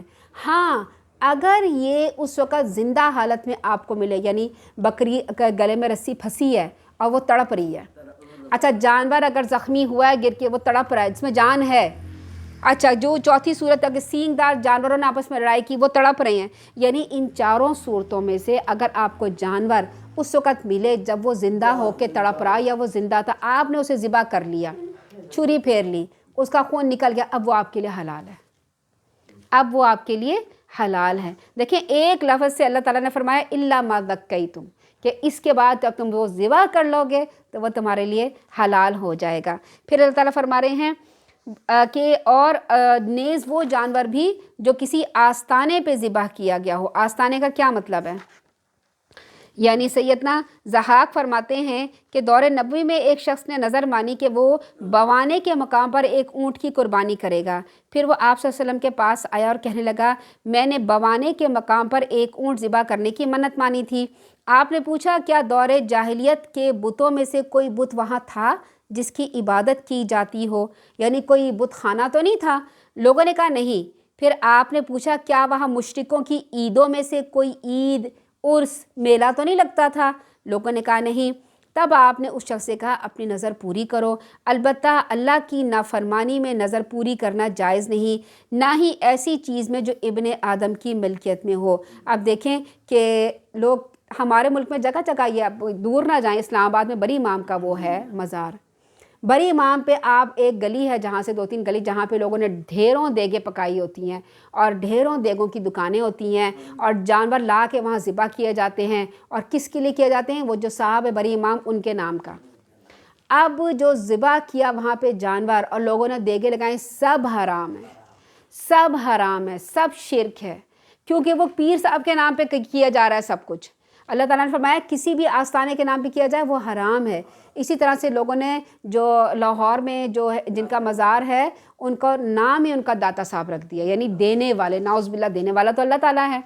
پھر وہاں جا کے جتنے جانور قربان کیے جاتے ہیں، چادریں چڑھائی جاتی ہیں، پیسے دیے جاتے ہیں، اور جو وہاں پہ لوگوں کو لنگر بڑھتا ہے ان کے نام کا استغفر اللہ کیا ہوتا ہے، وہ سب شرک ہے، وہ سب حرام ہے۔ اللہ تعالیٰ فرما رہے ہیں کسی آستانے پہ جانور ذبح کیا ہے نا وہ حرام ہے۔ نیز وہ چیز بھی حرام ہے جس میں فال کے تیروں سے تم اپنی قسمت معلوم کرو۔ یعنی فال کے تیروں سے کیا مطلب ہے؟ سیدہ عائشہ فرماتی ہیں کہ سراقہ بن مالک بن جعشم نے آپ صلی اللہ علیہ وسلم کا تعاقب کرنا چاہا۔ جب حضرت صلی اللہ علیہ وسلم ہجرت کر رہے تھے تو سراقہ بن مالک آپ کے پیچھے پیچھے لگا ہوا تھا۔ سراقہ خود کہتے ہیں کہ میں نے اپنا گھوڑا دوڑایا تاکہ جلد از جلد انہیں جا پکڑوں۔ جب میں ان کے قریب پہنچ گیا تو گھوڑے نے ٹھوکر کھائی میں گر گیا۔ میں نے اٹھ کے اپنا ہاتھ ترکش میں ڈالا جس میں تیر رکھے ہوتے تھے، اس میں سے تیر نکال کے یہ فال نکالی کہ میں ان لوگوں کو نقصان پہنچاؤں یا نہ پہنچاؤں، کیونکہ تیر جو ہوتے تھے نا ان کے اوپر لکھا ہوتا تھا ہاں، ایک کے اوپر لکھا ہوتا تھا نہیں، اور ایک کے اوپر لکھا ہوتا تھا کچھ نہیں، ٹھیک ہے؟ تو اس نے فال نکالی کہ میں اللہ کے رسول اور ان کو نقصان پہنچاؤں یا نہ پہنچاؤں، مگر فال میں وہ چیز نکلی جو مجھے پسند نہیں تھی، یعنی ظاہر ہے نکلا ہوگا کہ نہ پہنچاؤ۔ پھر میں اپنے گھوڑے پہ سوار ہو کے میں نے فال کی کوئی پرواہ نہ کی۔ ابن عباس کہتے ہیں فتح مکہ کے موقع پر جب آپ نے کعبے کے اندر تصویریں دیکھی تو آپ صلی اللہ علیہ وسلم اندر داخل نہیں ہوئے، یہاں تک کہ آپ صلی اللہ علیہ وسلم کے حکم سے ساری تصویریں مٹا دی گئیں۔ جب آپ صلی اللہ علیہ وسلم نے حضرت ابراہیم علیہ السلام اور حضرت اسماعیل علیہ السلام کی تصویروں کو دیکھا، ان کے ہاتھوں میں تیر تھے، تو آپ نے فرمایا اللہ کی قسم انہوں نے کبھی تیروں سے فال نہیں نکالی تھی۔ یعنی فال گیری کیا کرتے ہیں؟ ہمارے ہاں بھی لوگ بہت زیادہ فال گیری کرتے ہیں۔ آپ نے دیکھا ہوگا کہ سڑکوں کے کنارے طوطے جو ہے وہ کیا کرتے ہیں؟ خط لے کے بیٹھے ہوتے ہیں، اور طوطا والا جو ہے وہ بیچارہ بیٹھا ہوتا ہے، طوطا اس نے پنجرے میں رکھا ہوتا ہے۔ کوئی نوکری کرنے والا لڑکا یا کسی نے اپنے بچے کی شادی کرنی ہے، کوئی بھی مسئلہ ہے، وہ جاتا ہے کہتا ہے کہ بات سنو آپ بڑے پہنچے ہوئے ہیں، آپ کا طوطا بھی پتہ نہیں کہاں پہنچا ہوا ہے، تو ایسا کرے میرا فلاں کام جو ہے نا وہ ذرا بتائیں کہ کیا ہوگا، نوکری ملے گی یا نہیں ملے گی۔ وہ اپنے طوطے کو کچھ انتر مردر پڑھتا ہے، اسے کہتا ہے، اور وہ جناب طوطا ایک خط نکال کے دیتا ہے، وہ اسے پڑھتا ہے، اس کے مطابق پھر وہ اپنا کام کرتا ہے۔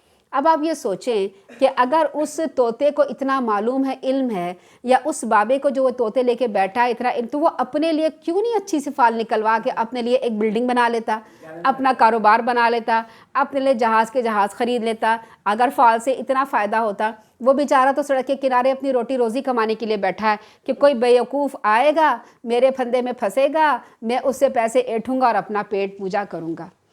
تو فال گیری کی وہ تو اپنا پیٹ پوجا کر رہا ہے، اور آپ جو بھی انسان گیا اس نے تو اپنا ایمان تباہ کر لیا، ایمان برباد کر لیا۔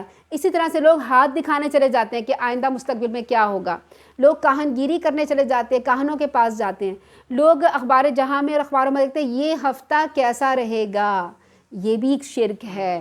پھر لوگ اسٹارز کے بارے میں، آپ کو فلاں اسٹار ہے، آج تو آپ کے اسٹار پہ یہ ہوگا، آپ کا یہ اسٹار ہے، یہ اسٹار سے تو یہ ہوتا ہے، اس میں تو انسان ایسا ہوتا ہے، تو اسٹار سے بلیو کرنا، یہ ہفتہ رہے گا اس پہ بلیو کرنا، سب شرک کے کام ہے، سب فالگیری ہے۔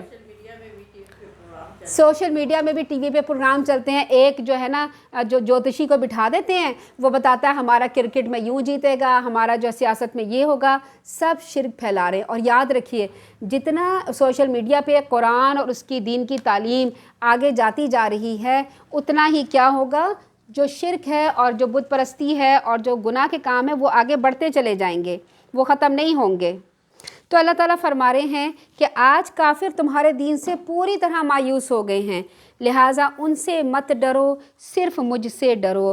آج میں نے تمہارے لیے تمہارے دین کو مکمل کر دیا ہے، تم پر اپنی نعمت پوری کر دی ہے، تمہارے لیے بحیثیت دین اسلام کو پسند کیا ہے۔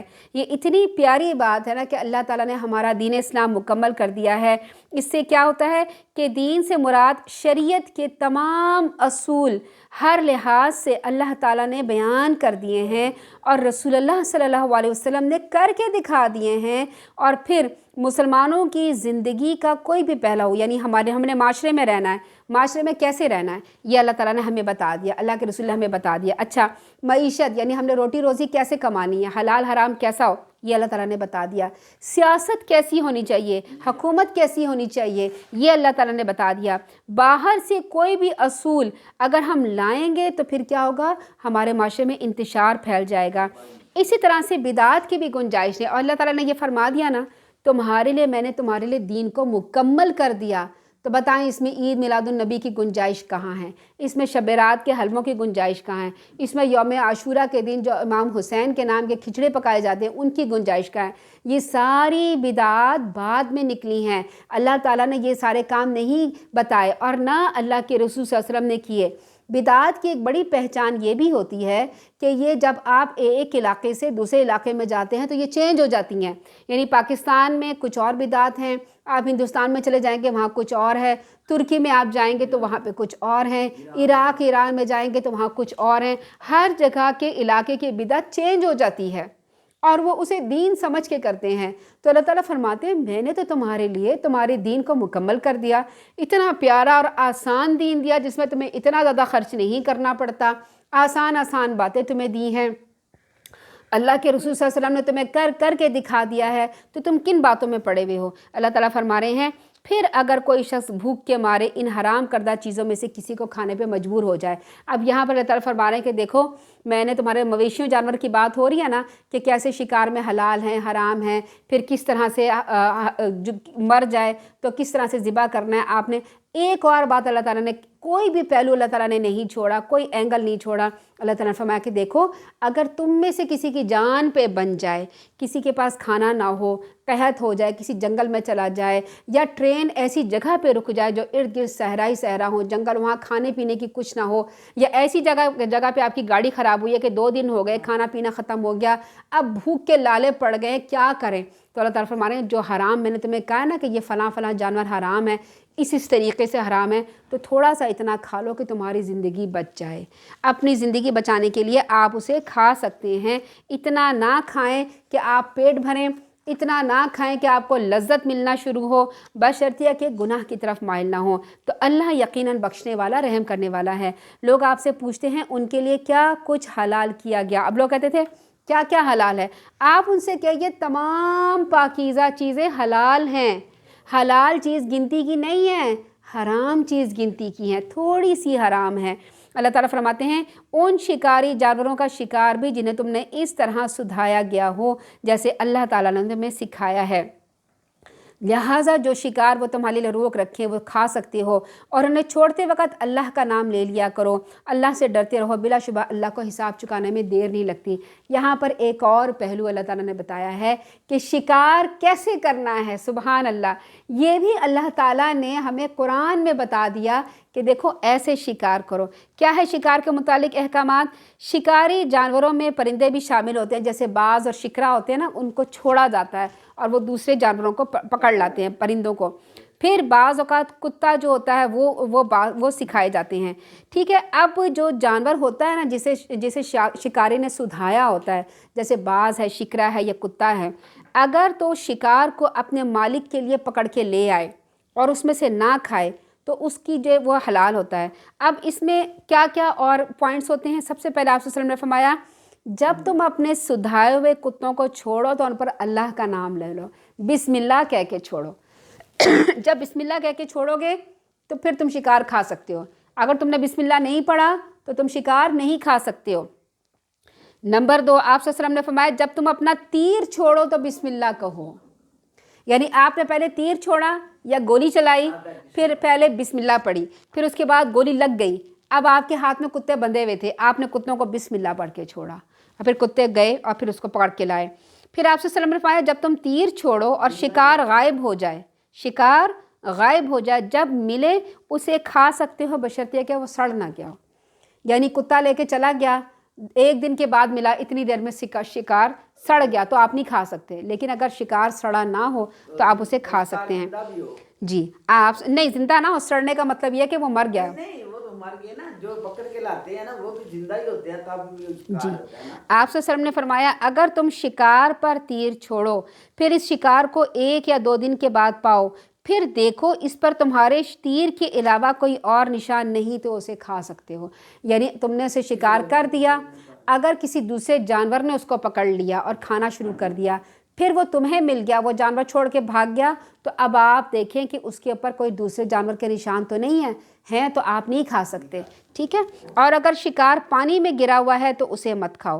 سیدنا عبدال بن مغفل کہتے ہیں کہ آپ صلی اللہ علیہ وسلم نے فرمایا کنکری پھینک کر شکار کرنے سے منع کیا، یعنی پتھر مار کے شکار نہیں مارو گے، شکار نہیں کرو گے۔ پھر آپ صلی اللہ علیہ وسلم نے فرمایا اللہ تعالیٰ نے ہر چیز میں احسان کرنا فرض کر دیا، لہٰذا جب تم کسی جاندار کو مارو یا ذبح کرو تو احسن طریقے سے، یعنی چھری خوب تیز کر لو تاکہ اسے کم سے کم تکلیف ہو۔ یہاں پر دیکھیں اللہ تعالیٰ نے فرمایا نا کہ میں نے تمہارے لیے دین مکمل کر دیا، تو اللہ تعالیٰ نے شکار کا طریقہ بھی بتایا کہ تم نے کیسے شکار کرنا ہے۔ بلا شبہ اللہ تعالیٰ کو حساب چکانے میں دیر نہیں لگتی۔ الیوم احل لکم الطیبات، آج تمہارے لیے تمام پاکیزہ چیزیں حلال کر دی گئی ہیں۔ وطعام الذین اوتوا الکتاب حل لکم، اور اہل کتاب کا کھانا تمہارے لیے حلال ہے اور تمہارا کھانا ان کے لیے حلال ہے۔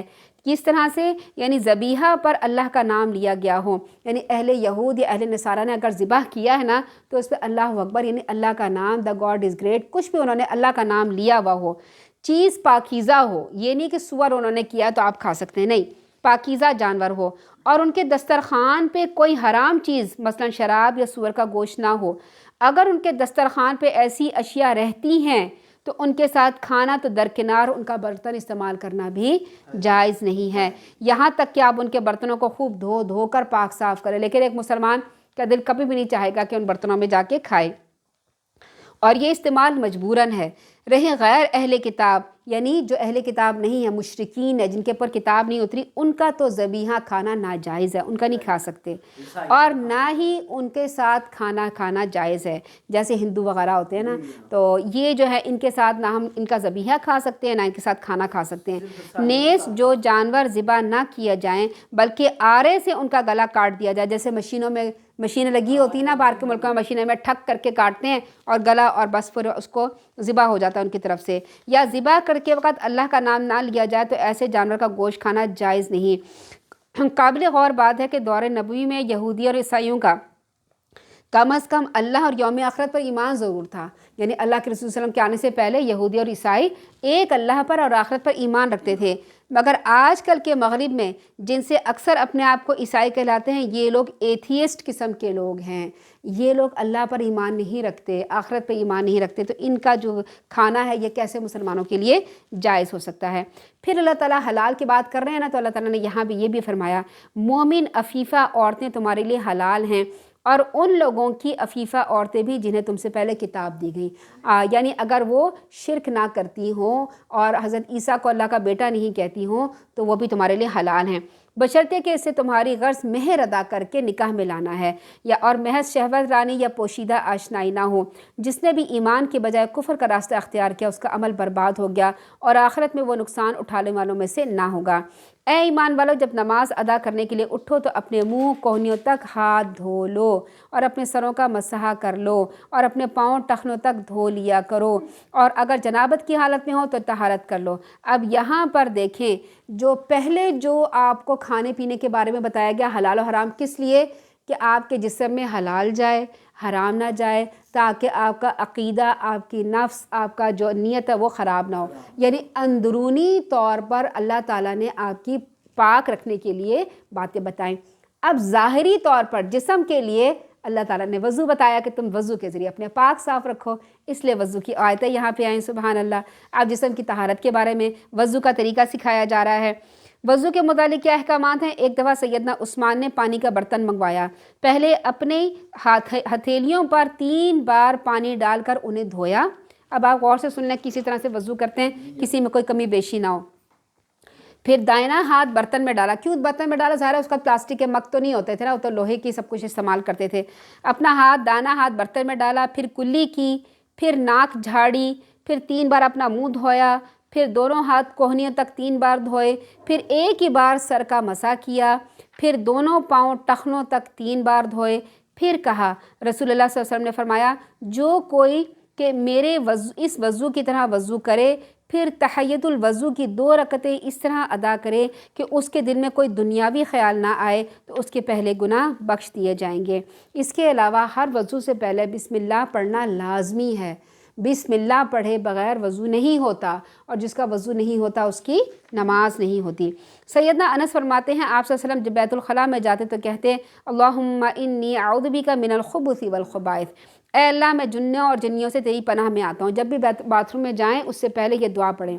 اگر آپ کو یاد نہیں ہے تو لکھ کر سائڈ پہ لگا لیں، دروازے پہ باہر کمرے میں لگا لیں جہاں سے آپ کا گزر ہو کے آپ باتھ روم میں جاتے ہیں، تاکہ بچے بھی وہ یاد کر لیں اور آپ بھی یاد کر لیں۔ جب وہ یاد ہو جائے تو بے شک وہاں سے اٹھا دیں، پھر جب باتھ روم سے نکلیں تو پھر کیا کہنا چاہیے؟ غفرانک کہنا چاہیے۔ ابو ایوب انصاری کہتے ہیں کہ نبی اکرم صلی اللہ علیہ وسلم نے فرمایا کہ جب تم میں سے کوئی قضائے حاجت کے لیے جائے تو قبلے کی طرف منہ نہ کرے بلکہ مشرق کی طرف یا مغرب کی طرف منہ کریں۔ پھر سیدنا ابن عباس رضی اللہ تعالیٰ عنہ فرماتے ہیں کہ آپ صلی اللہ علیہ وسلم مدینہ کے کسی باغ پر سے گزرے، وہاں 2 آدمیوں کی آواز سنی جنہیں ان کی قبروں میں عذاب ہو رہا تھا۔ آپ نے فرمایا انہیں کسی بڑے گناہ میں عذاب نہیں ہو رہا، بلکہ پھر فرمایا ان میں سے ایک اپنے پیشاب میں احتیاط نہیں کرتا تھا، دوسری چغلی کھاتا پھرتا تھا۔ یعنی ایک ظاہری گندگی کا خیال نہیں کرتا تھا کہ پاک رہے، اور ایک اندرونی گندگی کا خیال نہیں کرتا تھا۔ چغلی کیا ہے؟ جب انسان کی کھلے تو اپنا آپ انداز سے خراب ہو جاتا ہے۔ پھر آپ صلی اللہ علیہ وسلم نے ایک ہری ٹہنی منگوائی، اس کے 2 ٹکڑے کر کر ہر قبر پہ ایک حصہ گاڑ دیا۔ صحابہ نے پوچھا یا رسول اللہ آپ نے ایسا کیوں کیا؟ فرمایا جب تک یہ سوکھیں گے نہیں شاید ان کے عذاب میں کچھ کمی ہو جائے۔ سیدنا ابو ہریرہ کہتے ہیں کہ آپ صلی اللہ علیہ وسلم نے فرمایا تم میں سے کوئی شخص کھڑے پانی میں جو جاری نہ ہو پیشاب نہ کرے اور نہ اس میں پھر نہائے۔ یعنی جو کھڑا پانی ہوتا ہے نا اس میں پیشاب نہیں کرنا چاہیے، ورنہ پانی سارے کا سارا گندا ہو جاتا ہے۔ جو بہتا پانی ہوتا ہے نا اس میں آپ جیسے کنواں وغیرہ اس میں آپ پیشاب نہیں کر سکتے۔ جو بہتا پانی ہوتا ہے نا اس میں بچے کا اگر بچہ ہے اگر پکنک پہ گئے ہیں تو چلے پانی کا کمی ہو رہی ہے، آپ نے جا کے بہتا ہوا پانی میں جا کے اسے باتھ روم کرا دی، تھوڑا وہ پانی بہہ کے آگے چلا گیا۔ پھر اللہ تعالیٰ فرماتے ہیں اللہ تعالیٰ تو یہ چاہتا ہے کہ تمہیں پاک کرے، یعنی اندرونی اور بیرونی طور سے دونوں طرح سے پاک کرے، تم پر اپنی نعمت پوری کر دے تاکہ تم اس کے شکر گزار بنو۔ تو اللہ کا شکر گزاری کس میں ہے؟ کہ ہم اللہ تعالیٰ کی حلال کردہ چیزوں کو حلال کریں، حرام کردہ چیزوں کو حرام کریں۔ اللہ کے احسان کو یاد کرو جو اس نے تم پر کیا، اور اس پختہ وعدے کو بھی یاد کرو جو اس نے تم سے لیا، تاکہ جب کہ تم نے سمعنا و اطعنا کہا، ہم نے سن لیا اور اطاعت قبول کی کہا تھا۔ واتقوا اللہ، اللہ سے ڈرتے رہو، ان اللہ علیم بذات الصدور، کیونکہ اللہ تعالیٰ دلوں کی باتیں بھی خوب جانتا ہے۔ کیوں؟ اللہ تعالیٰ ہمارے شہرک سے بھی زیادہ قریب ہے۔ جب ہم چپ کے باتیں کرتے ہیں، اپنے دل میں باتیں سوچتے ہیں، اللہ تعالیٰ کو ساری باتیں پہنچ جاتی ہیں۔ اب آپ کہیں گے کہ ساری باتیں کیسے پہنچتی ہیں؟ راستے میں تو اتنے شور شرابہ ہے، اتنے سارے آسمان ہیں اور ہر آسمانوں میں اتنی ساری مخلوقات ہے۔ ہماری زمین پہ ہی دیکھ لیں کتنا ٹریفک کا شور ہے، ہماری چھوٹی سی آواز کیسے پہنچے گی؟ اسی طرح پہنچے گی جیسے میری آواز آپ کو موبائل کے ذریعے سے پہنچ رہی ہے۔ جب ایک دوسرے کو آواز موبائل کے ذریعے سے پہنچ رہی ہے، اب آپس میں کوئی بیچ میں کوئی انٹرپشن تو نہیں ہے جب تک نیٹ خراب نہ ہو، تو اللہ تک بھی بات اسی طرح سے پہنچ جاتی ہے۔ اور ایک حدیث میں بھی آتا ہے نا روایت میں کہ جب آپ اللہ تعالیٰ کی تعریف کرتے ہیں، ذکر کرتے ہیں، تو وہ عرش کے گرد چکر لگانے لگتا ہے اور بھین بھناہٹ کی آواز ہوتی ہے۔ تو یہاں سے ایک سیکنڈ میں جب فرشتے صبح اوپر سے نیچے آتے ہیں فجر کے وقت اور شام کے ٹائم چلے جاتے ہیں اوپر، ان کے لیے راستہ کوئی وقت کوئی چیز نہیں ہے، تو اللہ تعالیٰ کے لیے کیا مشکل ہے کہ اللہ تعالیٰ ہماری باتیں نہ سنیں۔ اللہ تعالیٰ ہماری باتیں اسی طرح سے غور سے سنتا ہے اور ہر ایک کی بات غور سے سنتا ہے۔ صرف یہ نہیں کہ اگر میں بول رہی ہوں تو آپ کو نہیں سن رہا، یا دنیا کے کسی اور حصے میں، ہر ایک کی بات اللہ تعالیٰ غور سے سن رہا ہے۔ اور اللہ تعالیٰ دیکھ کس طرح غور سے رہا ہے۔ آپ نے کبھی کسی کو شکار کرتے ہوئے ٹی وی میں دیکھا ہوگا کہ جب شکاری کرتے ہیں تو کیا ہوتا ہے کہ وہ بندوق تان لیتے ہیں اور اپنا سانس روک لیتے ہیں اور شکار کی طرف خوب غور کر کے دیکھتے ہیں، اور جب اسے غور کر کے دیکھتے ہیں نا اور وہ ہلتا ہے یا کچھ ہوتا ہے اسے پھر نشانہ لگاتے ہیں۔ تو اتنے غور سے جب شکار دیکھتا ہے نا، ایسے غور سے اللہ تعالیٰ ہمیں دیکھ رہے ہوتے ہیں، بہت غور سے دیکھ رہے ہوتے ہیں، بہت غور سے ہماری بات سن رہے ہوتے ہیں۔ تو اللہ تعالیٰ نے سورہ بقرہ میں پڑھا نا کہ اللہ کے رسول سے صحابہ نے پوچھا کہ کتنی دور ہے اللہ تعالیٰ، تو اللہ تعالیٰ نے فرمایا میرے بندوں کو بتا دو میں تمہارے بہت قریب ہوں، جب بھی تم بات کرو گے نا تو مجھے فوراً آواز آ جاتی ہے، میں سب کی باتیں سن لیتا ہوں۔ اے ایمان والو، اللہ کی خاطر قائم رکھنے والے، انصاف کے ساتھ گواہی دینے والے بنو۔ اب یہاں پر عدل کا احکامات دیے جا رہے ہیں۔ کسی قوم کی دشمنی تمہیں اس بات پر مشتعل نہ کر دے کہ تم عدل کو چھوڑ دو، عدل کیا کرو، یہی بات تقویٰ کے قریب تر ہے، اور اللہ تعالیٰ سے ڈرتے رہو۔ جو کچھ تو اب یہ عدل کی بات دیکھیں، اگر جج اور ان کے پاس جائے نا تو یہ اللہ تعالیٰ نے ان کے لیے کہ بھئی تم نے عدل کرنا ہے، انصاف سے کام کرنا ہے، یہ نہیں کہ جو تمہارا اپنا ہے اس کو تم نوازو اور جو نہیں ہے اس کے ساتھ تم زیادتی کرو، یہ عدل قائم، تو اس سے معاشرے میں امن قائم ہوتا ہے۔ اللہ تعالیٰ فرماتے ہیں جو کچھ تم کرتے ہو یقیناً اللہ تعالیٰ سے باخبر ہے۔ جو لوگ ایمان لے آئے، نیک عمل کیے، ان سے اللہ کا وعدہ ہے، ان کے لیے بخشش اور بہت بڑا اجر ہے۔ جن لوگوں نے کفر کیا، ہماری آیتوں کو چھٹلایا، ایسی لوگوں کے لیے دوزخ ہے۔ اے ایمان والو، اللہ کا وہ احسان یاد کرو جو اس نے تم پر کیا جب تم مخالف قوم نے تم پر دست درازی کا ارادہ کیا تو اللہ نے ان کے ہاتھوں کو تم پر اٹھنے سے روک دیا۔ اللہ سے ڈرتے رہو، اور مومنوں کو تو اللہ پہ ہی بھروسہ کرنا چاہیے۔ پھر آگے اللہ تعالیٰ فرماتے ہیں کہ بنی اسرائیل سے جو وعدے لیے مگر انہوں نے توڑ دیے۔ یہود و نصارہ کی نافرمانیوں کا ذکر اب ان آیت میں آئے گا۔ اللہ تعالیٰ نے بنی اسرائیل سے پکا وعدہ لیا تھا کہ ان میں 12 سردار مقرر کیے۔ 12 سردار کیوں مقرر کیے تھے؟ اور یہ بنی اسرائیل کون تھے؟ حضرت یوسف علیہ السلام کے، آپ کو پتہ ہے نا 11 بھائی تھے، اور حضرت یوسف علیہ السلام کو ملا کے 12 بھائی تھے۔ یہ سب کے جو تھے، حضرت یوسف علیہ السلام جب مصر کے فرما روا مقرر ہوئے تھے تو اپنے 11 بھائیوں کو اور اپنے والدین کو وہاں بلا لیا تھا، بلانے کے بعد وہاں بسایا تھا۔ تو یہ 12 بھائی تھے اور ان 12 بھائیوں کے 12 قبیلے تھے، یہی بنی اسرائیل کہلائے تھے۔ انہی کو لانے کے لیے حضرت موسیٰ علیہ السلام گئے تھے کہ لے کے واپس اپنے قوم میں لے آئیں۔ تو اللہ تعالیٰ کے حکم سے 12 سردار مقرر کیے اور فرمایا میں تمہارے ساتھ ہوں، اگر تم نے نماز قائم کی، زکوٰۃ ادا کی، میرے رسول پر ایمان لا کے ان کی مدد کرتے رہے اور اللہ کے بندوں کو قرض حسنہ دیتے رہے تو میں یقیناً تمہاری برائیاں تم سے زائل کر دوں گا، ایسے باغات میں داخل کروں گا جن کے نیچے نہریں جاری ہیں۔ یعنی اللہ تعالیٰ نے ان کو خوشخبریاں سنائی کہ تم میری فرما برداری کرو گے، میں یہ تمہیں دوں گا۔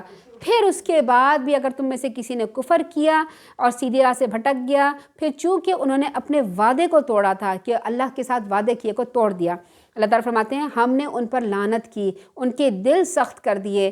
اب ان کا حال یہ ہے کہ اللہ کی کتاب کی کلمات کو اپنی جگہ سے بدل دیتے ہیں، یہ ان کی سزا ان کو ملی۔ کیا ملی؟ کہ وہ بدل دیتے ہیں کلمات کو، جو ہدایت انہیں دی تھی اس کا اکثر حصہ بھول چکے ہیں۔ اللہ تعالیٰ نے ان کو سزا دی، ان پر لعنت کی، سوائے چند آدمیوں کے آپ کو آئے دن ان کی خیانتوں کا پتہ چلتا رہتا ہے، لہٰذا انہیں معاف کیجئے، انہیں درگزر کیجئے۔ اللہ تعالیٰ یقیناً احسان کرنے والوں کو پسند کرتا ہے، محبت رکھتا ہے۔ ان اللہ یحب المحسنین۔ اس آیت سے یہ پتہ چلتا ہے کہ اللہ تعالیٰ بھی محبت کے جذبات رکھتا ہے، اللہ تعالیٰ بھی نیک لوگوں سے محبت کرتا ہے۔ یہ محبت کا جذبہ اللہ تعالیٰ نے ہی ہمارے اندر پیدا کیا ہے تاکہ اس محبت کے جذبے سے ہم لے کر مفید کام دنیا میں کر سکیں۔ اگر یہ محبت کا جذبہ ماں میں نہ ہوتا تو بچہ پیدا ہونے کے بعد جتنا تنگ والدین کو کرتا ہے کسی کو نہیں کرتا، راتوں کو جگاتا ہے، ماں کو کھانے نہیں دیتا اور خود وہ کھانے کے لیے کرتا ہے، ماں اپنا دن رات اس کے اوپر لگا دیتی ہے، اپنی کھانا پینا سونا جاگنا سب حرام کر دیتی ہے اس بچے کے لیے۔ اگر یہ محبت کا جذبہ نہ ہوتا تو والدین ہی اپنے بچے کے سب سے بڑے دشمن ہوتے۔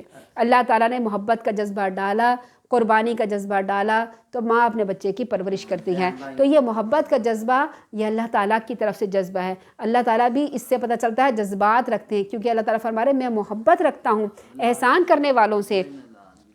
اسی طرح ہم نے ان لوگوں سے بھی پکا وعدہ لیا جنہوں نے کہا تھا کہ ہم نصارہ ہیں، انہیں بھی جو ہدایت دی گئی تھی اکثر حصہ ان کو بھلا دیا۔ پہلے یہود کے بارے میں بتایا کہ انہوں نے بھلا دیا، اب نصارہ کے بارے میں اللہ تعالیٰ فرما رہے ہیں کہ میں نے ان سے پکے وعدے لیے تھے، انہوں نے بھلا دیا، جس کے نتیجے میں تا قیامت ان کے درمیان دشمنی اور کینے کا بیج بو دیا۔ ان کو سزا دی اس بات پہ کہ انہوں نے اللہ کا وعدہ توڑا، تو اللہ تعالیٰ نے ان کے درمیان میں نفرت کا بیج بو دیا۔ ان کے درمیان میں کتنے فرقے ہو گئے، آپ کو پتہ ہے کہ جو فرقے ہوتے ہیں وہ آپس میں بہت سخت ہوتے ہیں، لڑائی کرتے ہیں ایک دوسرے کے ساتھ۔ ان قریب اللہ انہیں سب کچھ بتائے گا جو اس دنیا میں کرتے رہیں۔ اے اہل کتاب تمہارے پاس ہمارا رسول آ چکا، یعنی اہل کتاب جو اہل یہود ہیں، اہل نصارہ ہیں، ان کی کتابوں میں اللہ کے رسول صلی اللہ علیہ وسلم کا نام لکھا ہوا تھا۔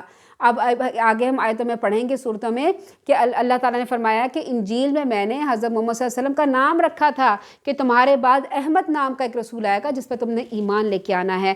تو اللہ تعالیٰ فرما رہے ہیں کہ تمہارے پاس اب وہ رسول آ چکے ہیں جس کا تمہیں انتظار تھا، جو تمہاری ان بہت سی باتوں کی وضاحت کر دیتے ہیں جو تم کتابوں میں چھپاتے ہو، بہت سی باتوں کو چھوڑ دیتے ہو۔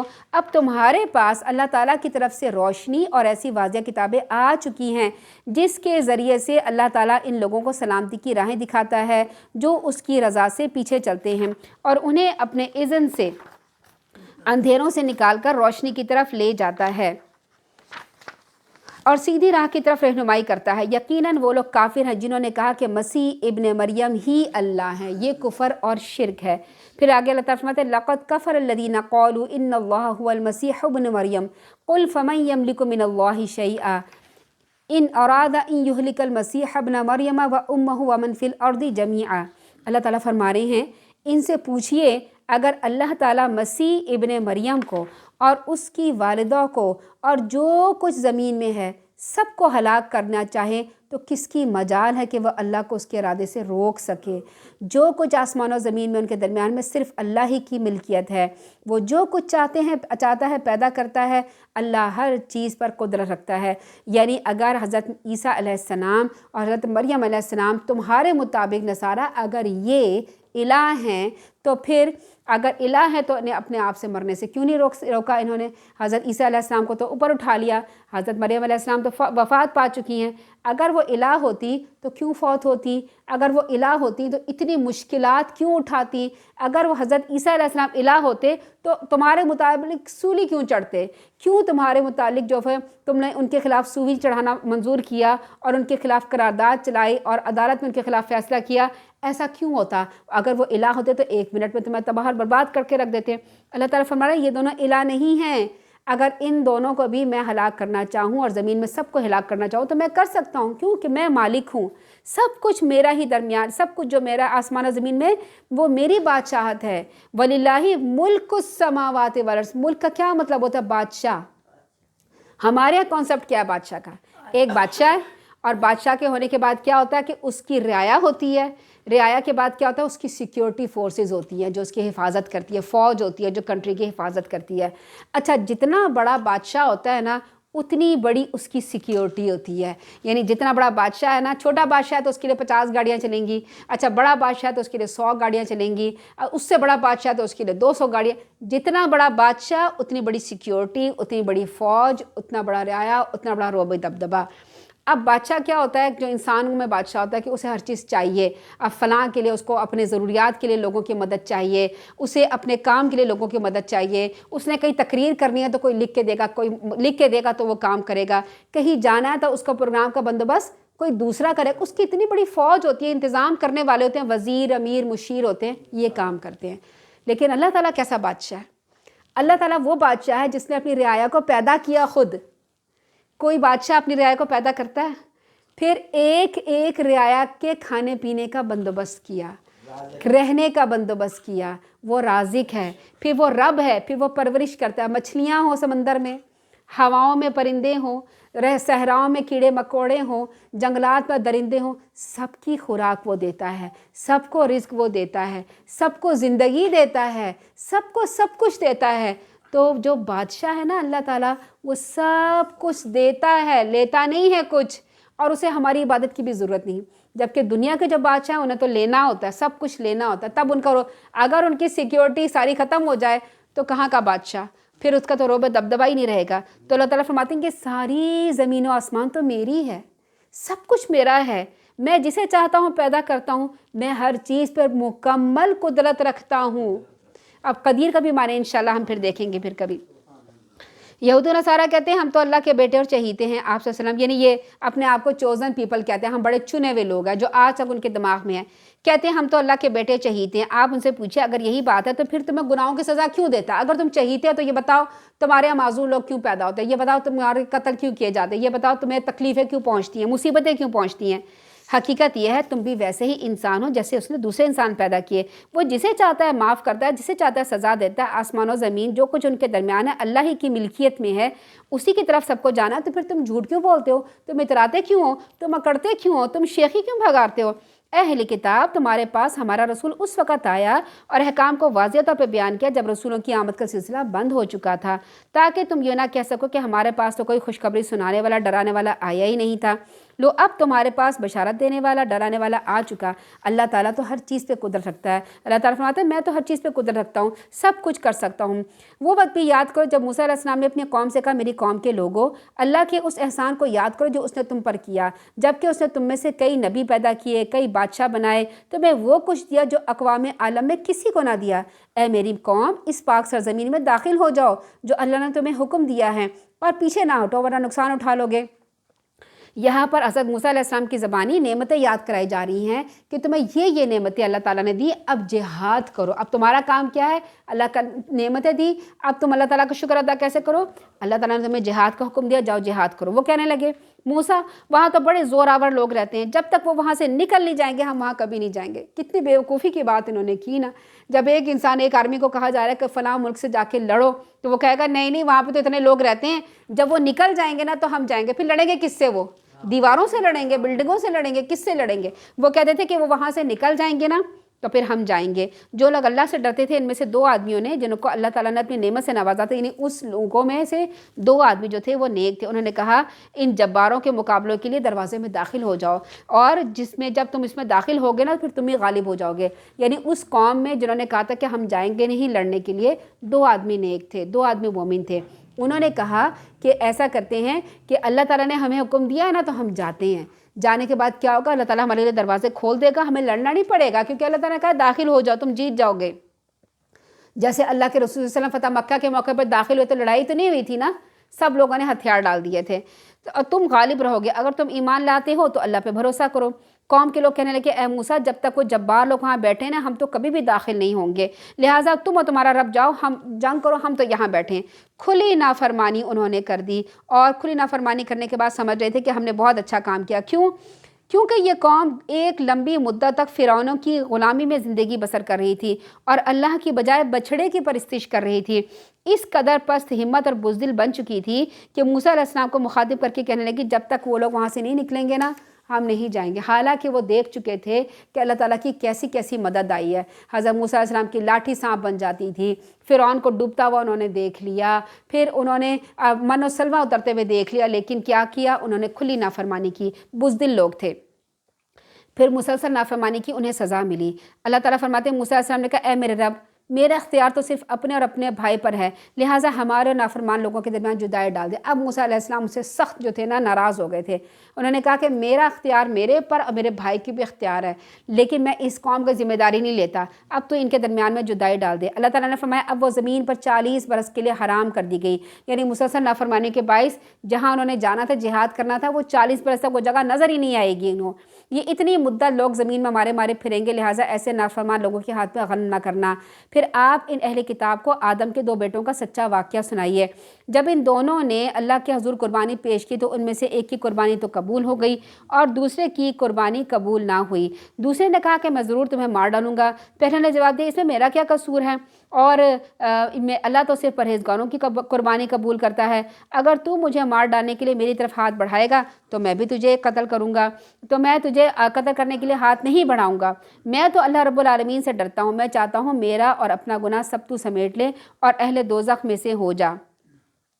یہاں پر بنی اسرائیل سے یہاں پر جب جہاد کا ذکر کیا گیا نا پچھلی آیت میں، کہ اللہ تعالیٰ نے جب جہاد کا حکم دیا تو انہوں نے جہاد کا حکم نہیں مانا اور بزدلی دکھائی، لیکن یہاں پہ بیان کیا جا رہا ہے کہ جب مظلوموں پر ظلم کرنے کی بات آتی ہے نا تو بنی اسرائیل شیر ہو جاتے ہیں اور وہ مظلوم پہ ظلم کرتے ہیں، لیکن جب جہاد کی بات آتی ہے نا تو چپ کر کے اللہ کے حکم کو نہیں مانتے، اپنی مرضی کرتے۔ ابھی بھی آپ دیکھ لیں اسرائیلی فلسطینیوں کے اوپر کتنا ظلم ڈھا رہے ہیں، لیکن جب دو بدو لڑتے ہیں تو پھر کیا ہوتے ہیں؟ ہار جاتے ہیں، وہ پست ہمت ہیں۔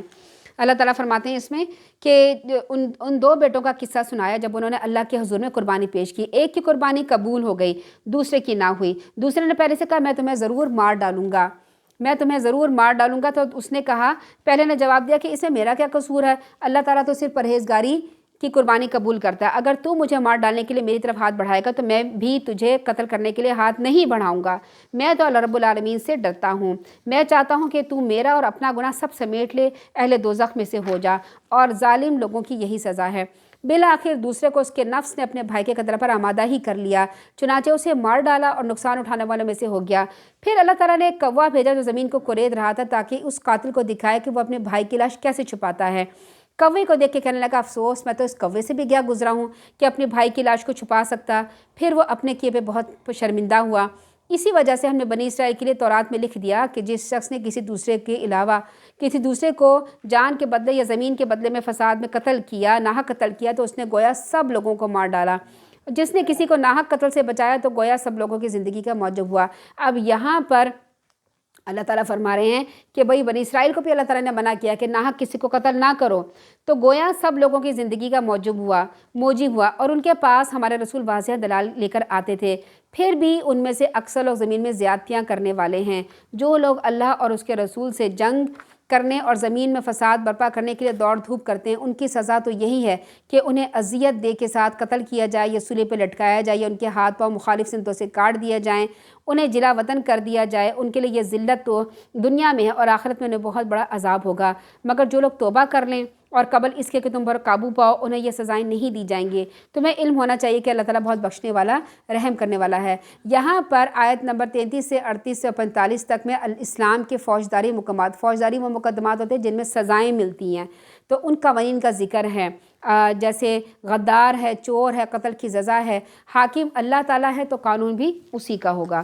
اللہ تعالیٰ آگے فرماتے ہیں اے ایمان والو، اللہ سے ڈرتے رہو اور اس کے حضور یابی کے لیے ذریعہ تلاش کرو، یعنی جو ذریعہ، اب یہاں پہ کیا کہا جا رہا ہے، یا ایھا الذین آمنوا اتقوا اللہ وابتغوا الیہ الوسیلہ۔ اب ہمارے یہاں وسیلے کی کیا تعریف کی جاتی ہے کہ وسیلہ سمجھتے ہیں کہ کسی بزرگ کا وسیلہ سمجھ لیتے ہیں جو ہمیں آخر میں بخشوائے گا۔ اللہ تعالیٰ یہاں پہ دوسرے وسیلے کا ذکر کر رہے ہیں، کیا ہے کہ جو بھی ذریعہ یا سبب اللہ تعالیٰ کے قرب حاصل کرنے کے لیے اختیار کیا جائے اسے وسیلہ کہتے ہیں۔ وسیلے کی 3 جائز صورتیں ہیں، ایک یہ کہ اللہ کے نام اور ان کی صفات کے حوالے سے مانگنا، یعنی یا رحمین، یا ارحم الراحمین، یا اکرم الاکرمین، یا ذوالجلال والاکرام کا کیا آپ نے دعائیں مانگی۔ پھر کسی زندہ شخص کو اپنی دعا کی قبولیت کے لیے وسیلہ بنانا، یعنی کسی زندہ شخص کو کہنا کہ بھئی آپ ہمارے لیے دعا کریں۔ مثال کے طور پر حدیث آتی ہے کہ سیدنا انس بن مالک فرماتے ہیں کہ سیدنا عمر کے زمانے میں جب قحط پڑا تو سیدنا عباس کے وسیلے سے دعا کرتے تھے اور کہتے تھے یا اللہ ہم پہلے تیرے پاس اپنے پیغمبر کا وسیلہ لاتے تھے، یعنی پیغمبر جب ہوتے تھے زندہ تو پیغمبر اللہ تعالیٰ سے دعا کرتے تھے تو پانی برساتا تھا، اب اس پیغمبر کے چچا کا وسیلہ لائیں، یعنی اب چچا کو ہم لے کے آئے ہیں کہ اے اللہ کہ یہ پیغمبر کے چچا ہیں تو وہ دعا کرتے تھے تو ہم پر بارش برساتے، تو پھر بارش ہو جاتی تھی۔ انہوں نے یہ نہیں کہا کہ حضور صلی اللہ علیہ وسلم فوت ہو گئے ہیں اب حضور صلی اللہ علیہ وسلم کو وسیلہ بناؤ، نہیں، فوت ہوئے ہوئے شخص کا وسیلہ نہیں بنا سکتے، زندہ شخص کو وسیلہ بنا سکتے ہیں، زندہ شخص کو آپ دعا کے لیے کہہ سکتے ہیں۔ تیسری صورت یہ ہے کہ اپنے نیک اعمال کو وسیلہ بنانا، کہ جیسے ہمارے نیک اعمال ہیں، کوئی نیک کسی کو کھانا کھلا دیا، کسی کو کپڑے دے دیے، کسی کے ساتھ آپ نے نیک کام کر دیا، وہ نیک کام کرنے کے فوراً بعد آپ نے دعا کے لیے ہاتھ اٹھائے کہ اللہ تعالیٰ میرے یہ نیک کام قبول کر لینا اور اس کے وسیلے سے میرا فلاں کام کر دینا، تو پھر کیا ہوتا ہے، وہ دعا قبول ہو جاتی ہے۔ پھر اللہ تعالیٰ فرماتے ہیں کہ اس کی راہ میں جہاد کرو تاکہ تم کامیاب ہو سکو۔ یہاں پہ جہاد کی فضیلت بیان کی جا رہی ہے۔ جو لوگ کافر ہیں اگر زمین میں موجود سارا مال و دولت ان کی ملکیت میں ہو بلکہ اتنا ہی اور بھی ہو جائے اور وہ چاہیں یہ سب کچھ دے دلا کر قیامت کے دن عذاب سے چھٹ جائیں گے تو بھی ان سے یہ فدیہ وصول نہیں کیا جائے گا، انہیں دکھ دینے والا عذاب ہوگا۔ وہ چاہیں گے کسی طرح دوزخ سے نکل جائیں مگر نکل نہیں سکیں گے، وہ بھاگ بھاگ کے نکلنے کی کوشش کریں گے، فرشتے مار مار کے انہیں واپس جہنم میں دھکیل دیں گے۔ اللہ تعالی ہم سب کو جہنم کے عذاب سے محفوظ رکھیں، آمین ثم آمین۔ کیونکہ انہیں ہمیشہ قائم رہنے والا عذاب ہوگا۔ چور خواہ مرد ہو یا عورت دونوں کے ہاتھ کاٹ دو، یہ ان کے کیے کا بدلہ ہے، اللہ تعالیٰ کی طرف سے عبرتناک سزا ہے۔ اللہ غالب اور حکمت والا ہے۔ پھر جو شخص ایسا ظلم کرنے کے بعد توبہ کر لے، اپنی اصلاح کر لے تو اللہ اس کی توبہ قبول کرتا ہے، وہ یقیناً بہت بخشنے والا رحم کرنے والا ہے۔ اب دیکھیں سعودی عرب میں کیا ہوتا ہے، لوگ اپنی دکانیں کھول کے نماز پڑھنے چلے جاتے ہیں، واپس آتے کسی نے ان کی دکان میں ہاتھ نہیں لگایا تھا۔ کیوں؟ چوری کی سزا ہاتھ کاٹنا، کسی نے اپنا ہاتھ کٹوانا ہے جو وہاں چوری کرے گا۔ سخت سزا کی وجہ سے کیا ہوا، وہاں چوری ختم ہو گئی، لوگ کسی کے مال چوری نہیں کرتے۔ اللہ تعالیٰ فرماتے ہیں کیا آپ کو علم نہیں کہ آسمان اور زمین کی حکومت اللہ ہی کی ہے، وہ جسے چاہے عذاب دے، جسے چاہے بخش دے، اور ہر چیز پہ قادر ہے۔ اے رسول آپ ان لوگوں سے غمزدہ نہ ہوں جو کفر میں دوڑ دھوپ کر رہے ہیں، ان میں سے کچھ تو وہ ہیں جو اپنے منہ سے تو کہتے ہیں کہ ہم ایمان لائے ہیں مگر ان کے دل ایمان نہیں لائے۔ اچھا یہاں پر ایک اور بات ہے کہ یورپ وغیرہ جو نان مسلم ہوتے ہیں وہ کہتے ہیں مسلمان جو ہے نا وہ بہت سخت سزائیں دیتے ہیں، اچھا رجم دیتے ہیں جب کوئی شادی شدہ زنا کرے، اچھا اس کو پتھر مار مار کے مار دیتے ہیں، بہت ہیبت ناک سزا ہے۔ پھر کیا کہتے ہیں کہ چور چوری کرے تو اس کا ہاتھ کٹوا دیتے ہیں، یہ بہت جو ہے نا غیر اسلامی سزا ہے۔ اب آپ سوچیں کہ غیر اسلامی کیا ہے، مسلمان جو مسلمانوں کے اوپر جو یہ لوگ حملہ کرتے ہیں، مسلمان قوم کے اوپر، مصر کے اوپر حملہ کیا، شام کے اوپر حملہ کیا، اور جو ایک ملک تھا جس میں مسلمانوں کو بے دردی سے کاٹا گیا، مشرکین نے ان کو کاٹا تھا، اور کشمیر میں دیکھ لیں کیا کچھ ہوتا ہے، تو اور افغانستان میں دیکھ لیں کیا کچھ ہوا۔ تو جب مسلمان ان کے ہاتھ میں قید ہوتے ہیں نا، وہ مسلمانوں کے ساتھ اتنی بہیمانہ سلوک کرتے ہیں، اتنا دردناک سلوک کرتے ہیں کہ انسان کی روح کانپ جاتی ہے۔ اس وقت ان کو وہ بہیمانہ نہیں لگتا، اس وقت وہ ان کو غیر انسانی نہیں لگتا، ان کو پنجروں میں بند کر کے ان کو سمندر میں، ان کو دریا میں، ان کو پانی میں ڈبو دیا جاتا ہے، ان کی سانس بند کر دی جاتی ہے، ان کو آگ میں جلایا جاتا ہے، ان کی آنکھیں نکالی جاتی ہیں، ہاتھ کاٹ دیے جاتے ہیں۔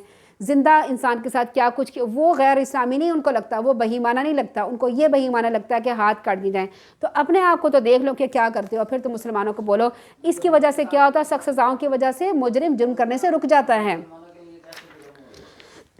اللہ تعالیٰ فرماتے ہیں کہ یہ لوگ جھوٹ بنانے کے لیے جاسوسی کرتے ہیں، اس کے علاوہ حرام خور بھی ہیں، یعنی حرام مال کھاتے ہیں۔ اگر یہ لوگ آپ کے پاس آئیں تو جی چاہے ان کا فیصلہ کریں ورنہ نہ کریں۔ آیت نمبر 41 میں اللہ تعالیٰ فرما رہے ہیں کہ اگر یہ یہودی لوگ آپ کے پاس آتے ہیں نا فیصلہ کروانے کے لیے، آپ کی مرضی ہے اے اللہ کے رسول، آپ چاہیں تو فیصلہ کریں، چاہے تو فیصلہ نہ کریں، اور اگر آپ نہ کریں گے تو وہ پھر بھی آپ کو کچھ نہیں بگاڑ سکتے۔ ہاں اگر آپ ان کا فیصلہ کریں گے تو پھر انصاف سے کیجئے گا، پھر طرفداری نہیں کیجئے گا۔ اللہ تعالیٰ انصاف کرنے والوں کو پسند کرتا ہے۔ اللہ تعالیٰ نے تورات دی مگر انہوں نے کیا کیا، اس میں اس کی نافرمانی کی۔ آپ کو یہ کیسے حکم بنا سکتے ہیں، یعنی حکم کا مطلب ہوتا ہے قاضی بنانا جو فیصلہ کرتا ہے، جبکہ ان کے پاس تورات ہے جس میں اللہ تعالیٰ کا حکم موجود ہے، اس کے باوجود وہ اس حکم سے منہ پھیر لیتے ہیں۔ حقیقت میں یہ لوگ ایمان ہی نہیں رکھتے ہیں۔ بلا شبہ ہم نے تورات اتاری جس میں ہدایت اور روشنی ہے، اسی کے مطابق اللہ کے فرمانبردار نبی ان لوگوں میں فیصلہ کیا کرتے تھے جو یہودی بن گئے، یعنی جب حضرت موسیٰ علیہ السلام تھے تو حضرت موسیٰ علیہ السلام کے ماننے والے مسلمان تھے، وہ اپنے آپ کو یہودی نہیں کہتے تھے، یہودی وہ بعد میں بنے، جو اللہ تعالیٰ فرما رہے ہیں نا وہ یہودی بن گئے، کتاب کی حفاظت کے ذمہ دار بنائے گئے تھے اور وہ اس کے حق میں ہونے کی شہادت بھی دیتے تھے۔ لہٰذا تم ان لوگوں سے نہیں ڈرو، مجھ سے ڈرو، میری آیات کو حقیر سے معاوضے کی خاطر بیچ نہ کھاؤ۔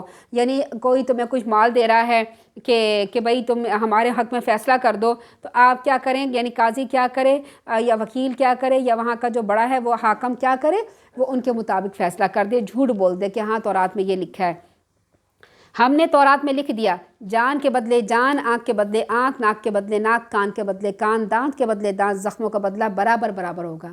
آج اسرائیلی کیا کہتے ہیں، ہم چوزن پیپل ہیں، ہم کسی کو مار دیں، فلسطینیوں کو مار دیں، ہم پہ اللہ تعالیٰ نہیں پوچھے گا، ہم ان کے مال جائیداد ہتھیال ہیں ان کے گھروں سے نکال دیں، یا کسی دوسرے مسلمانوں کو یا دوسرے جو غیر یہود ہیں ان کے ساتھ جو مرضی کریں، بچوں کو ماریں، عورتوں کو ماریں، ان کی بے عزتی کریں، ہمیں اللہ تعالیٰ نے کچھ نہیں کہنا، جبکہ اللہ تعالیٰ نے یہاں لکھا ہے आँख के बदले आँख, दांत के बदले दांत, हाथ के बदले हाथ, कान के बदले कान, यानी ज़ख्मों का बदला होगा। वो चोज़न पीपल नहीं हैं, वो लानत फिटकारे हुए लोग हैं। अल्लाह ताला फरमाते हैं जो लोग अल्लाह के नाजिल करदा अहकाम के मुताबिक फ़ैसला ना करें, ऐसे ही लोग जालिम हैं। अब इंजील भी जो थी नसारा पे उतरी थी, और उन्होंने क्या किया, इन पैगम्बरों के बाद हमने ईसा बिन मरियम को भेजा जो अपने से पहले की नाजिल शुदा किताब तौरात की तस्दीक करने वाला था। हमने उन्हें इंजील अता की जिसमें हिदायत थी, रोशनी थी। ये किताब भी अपने पहले से किताब तौरात की तस्दीक करती थी। परहेज़गारों के लिए इसमें हिदायत थी, नसीहत थी। अहले इंजील को भी चाहिए कि जो कुछ अल्लाह ने उसमें अहकाम नाजिल फरमाए हैं उन्हीं के मुताबिक फ़ैसला करें। जो शख्स अल्लाह के नाजिल करदा अहकाम के मुताबिक फ़ैसला नहीं करेगा, ऐसे लोग नाफरमान हैं।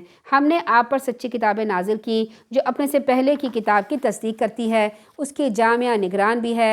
लिहाजा आप उनके फ़ैसले अल्लाह के नाजिल करदा अहकाम के मुताबिक कीजिए। जब आपके पास हक़ आ चुका तो उनकी ख्वाहिशात के पीछे ना चलिए। तुम में से हर उम्मत के लिए हमने एक शरीयत और एक राह मुकर्रर की है।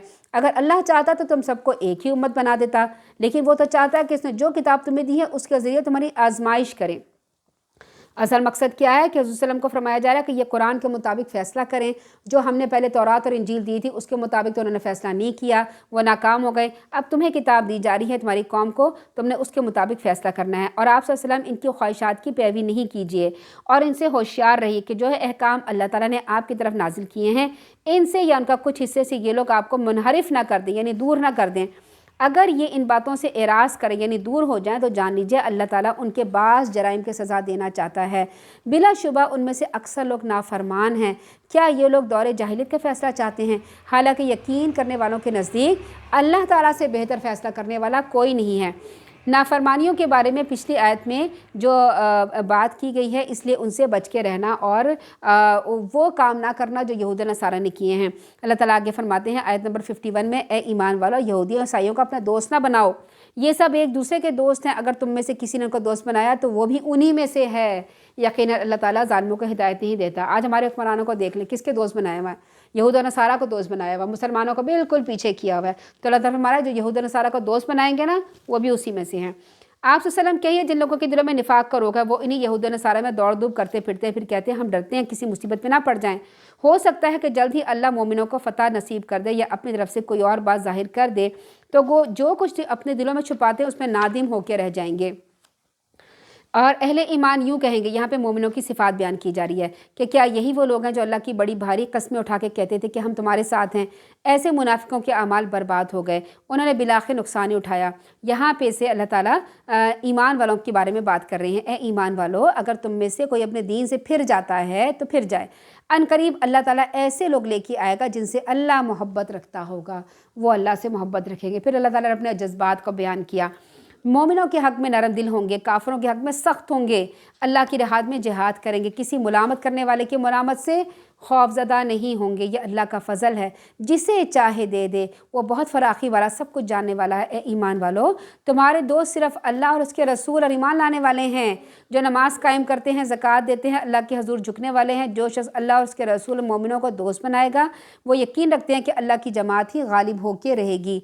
ए ईमान वालों, जिन लोगों को तुमसे पहले किताब दी गई थी उनमें से काफिरों में से दोस्तों, उन ऐसे लोगों को दोस्त ना बनाओ जिन्होंने तुम्हारे दीन को हंसी मजाक बना रखा है। अगर तुम मोमिन हो तो अल्लाह से डरते रहो।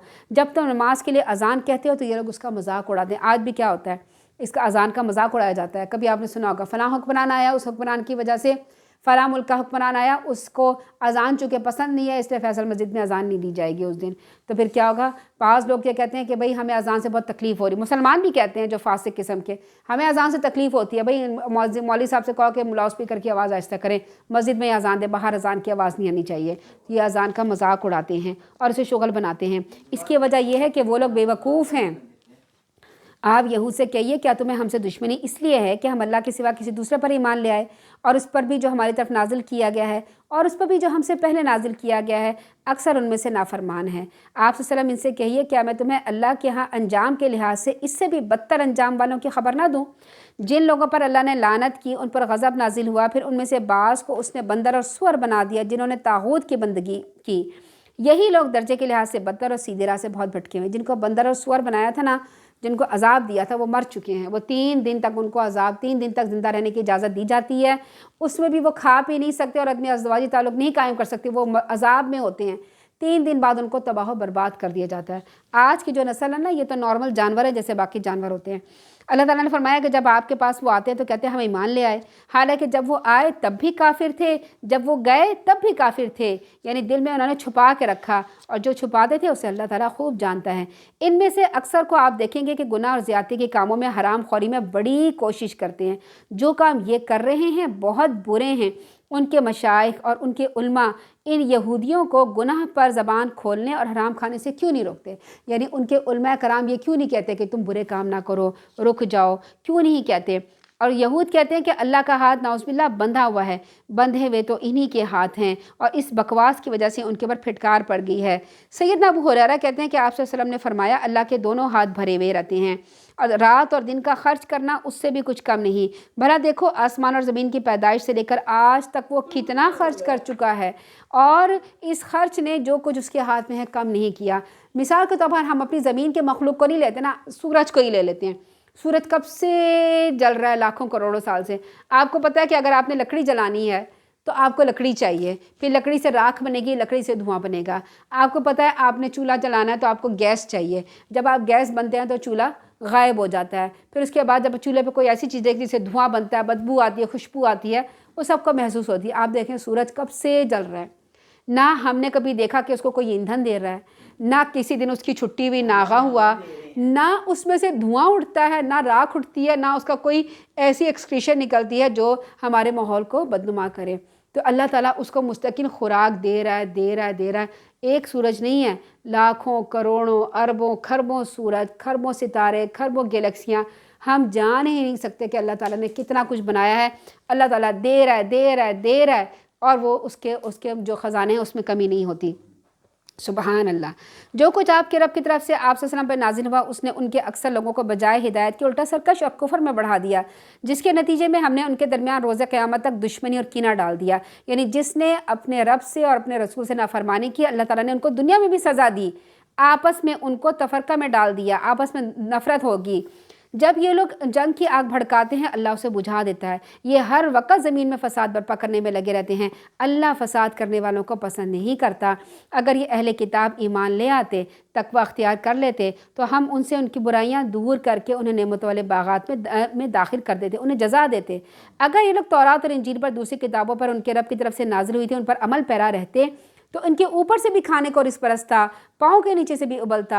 यानी अगर हम आज कुरान को पकड़ लें, कैसे कि इसके ऊपर अमल करें, इसको पढ़ें, इसके कुरान की तफसीर समझें, इसके अल्फाज को समझें, अपनी ज़िंदगी का एक मकसद कुरान को रखें, तो सारे अल्लाह ताला हमें फरमाते हैं आसमान से भी मैं तुम्हें रिस्क दूंगा, तुम्हारे पाँव के नीचे से भी मैं रिस्क, फिर तुम्हें रिस्क की परवाह नहीं होगी। अगर तुम कुरान को छोड़कर रिस्क के पीछे पड़ोगे तो रिस्क आगे आगे भागेगा और तुम पीछे पीछे भागोगे, फिर तुम्हें नहीं मिलेगा। इनमें से कुछ लोग तो सच्चे हैं, लेकिन मगर इसमें से बहुत से लोग बदअमल भी हैं। ए रसूल, जो कुछ आपके रब की तरफ से आप पर नाजिल किया गया है उसे लोगों तक पहुंचा दीजिए। अगर आपने ऐसा काम ना किया तो अल्लाह का पैगाम पहुँचाने का हक अदा ना किया, अल्लाह आपको लोगों के शर से महफूज रखेगा। अल्लाह ताला यकीनन काफिरों की रहनुमाई नहीं करता। आप इनसे कहिए कि अहले किताब, जब तक तुम तौरात, इंजील और जो कुछ तुम्हारे रब की तरफ से नाजिल किए गए है उसकी पाबंदी नहीं करोगे तो तुम दीन की किसी असल पर नहीं हो। जो कुछ आपकी तरफ नाजिल किया गया उनमें से अक्सर को सरकशी और कुफर में ही बढ़ाएगा, लिहाजा आप इन काफरों पर गमज़दा ना हो। यानी कुरान तो एक ऐसी चीज़ है ना, जब अल्लाह के रसूल के मुँह से जब कुरान अदा होता था, हम सोचते हैं ना कि हम अगर काश हम उस ज़माने में होते तो हम ये करते वो करते। नहीं, अल्लाह ताला ने हमें जिस ज़माने में पैदा किया ना वो हमारे लिए बेस्ट ज़माना है। क्योंकि अगर अल्लाह के रसूल सल्लल्लाहु अलैहि वसल्लम ने एक नॉर्मल से भी बात की होती ना, जो अहकाम आते कि भाई तुम आ जाओ, इस टाइम पे आ जाओ, और कोई उस बात को ना माने तो वो कुफर के दर्जे में आ जाता, क्योंकि वो पैगंबर थे और पैगंबर की बात मानना अव्वल दर्जे की बात, उनकी मानना ज़रूरी होती है। अब अगर हम नॉर्मल तरीके से कि मतलब सो के उठ के अगर हम दुआ ना पढ़ें या जो सुन्नत रसूल है उस पर खुदा खास्ता हम अमल ना करें तो हमें कोई इस तरह से गुनाह नहीं होगा।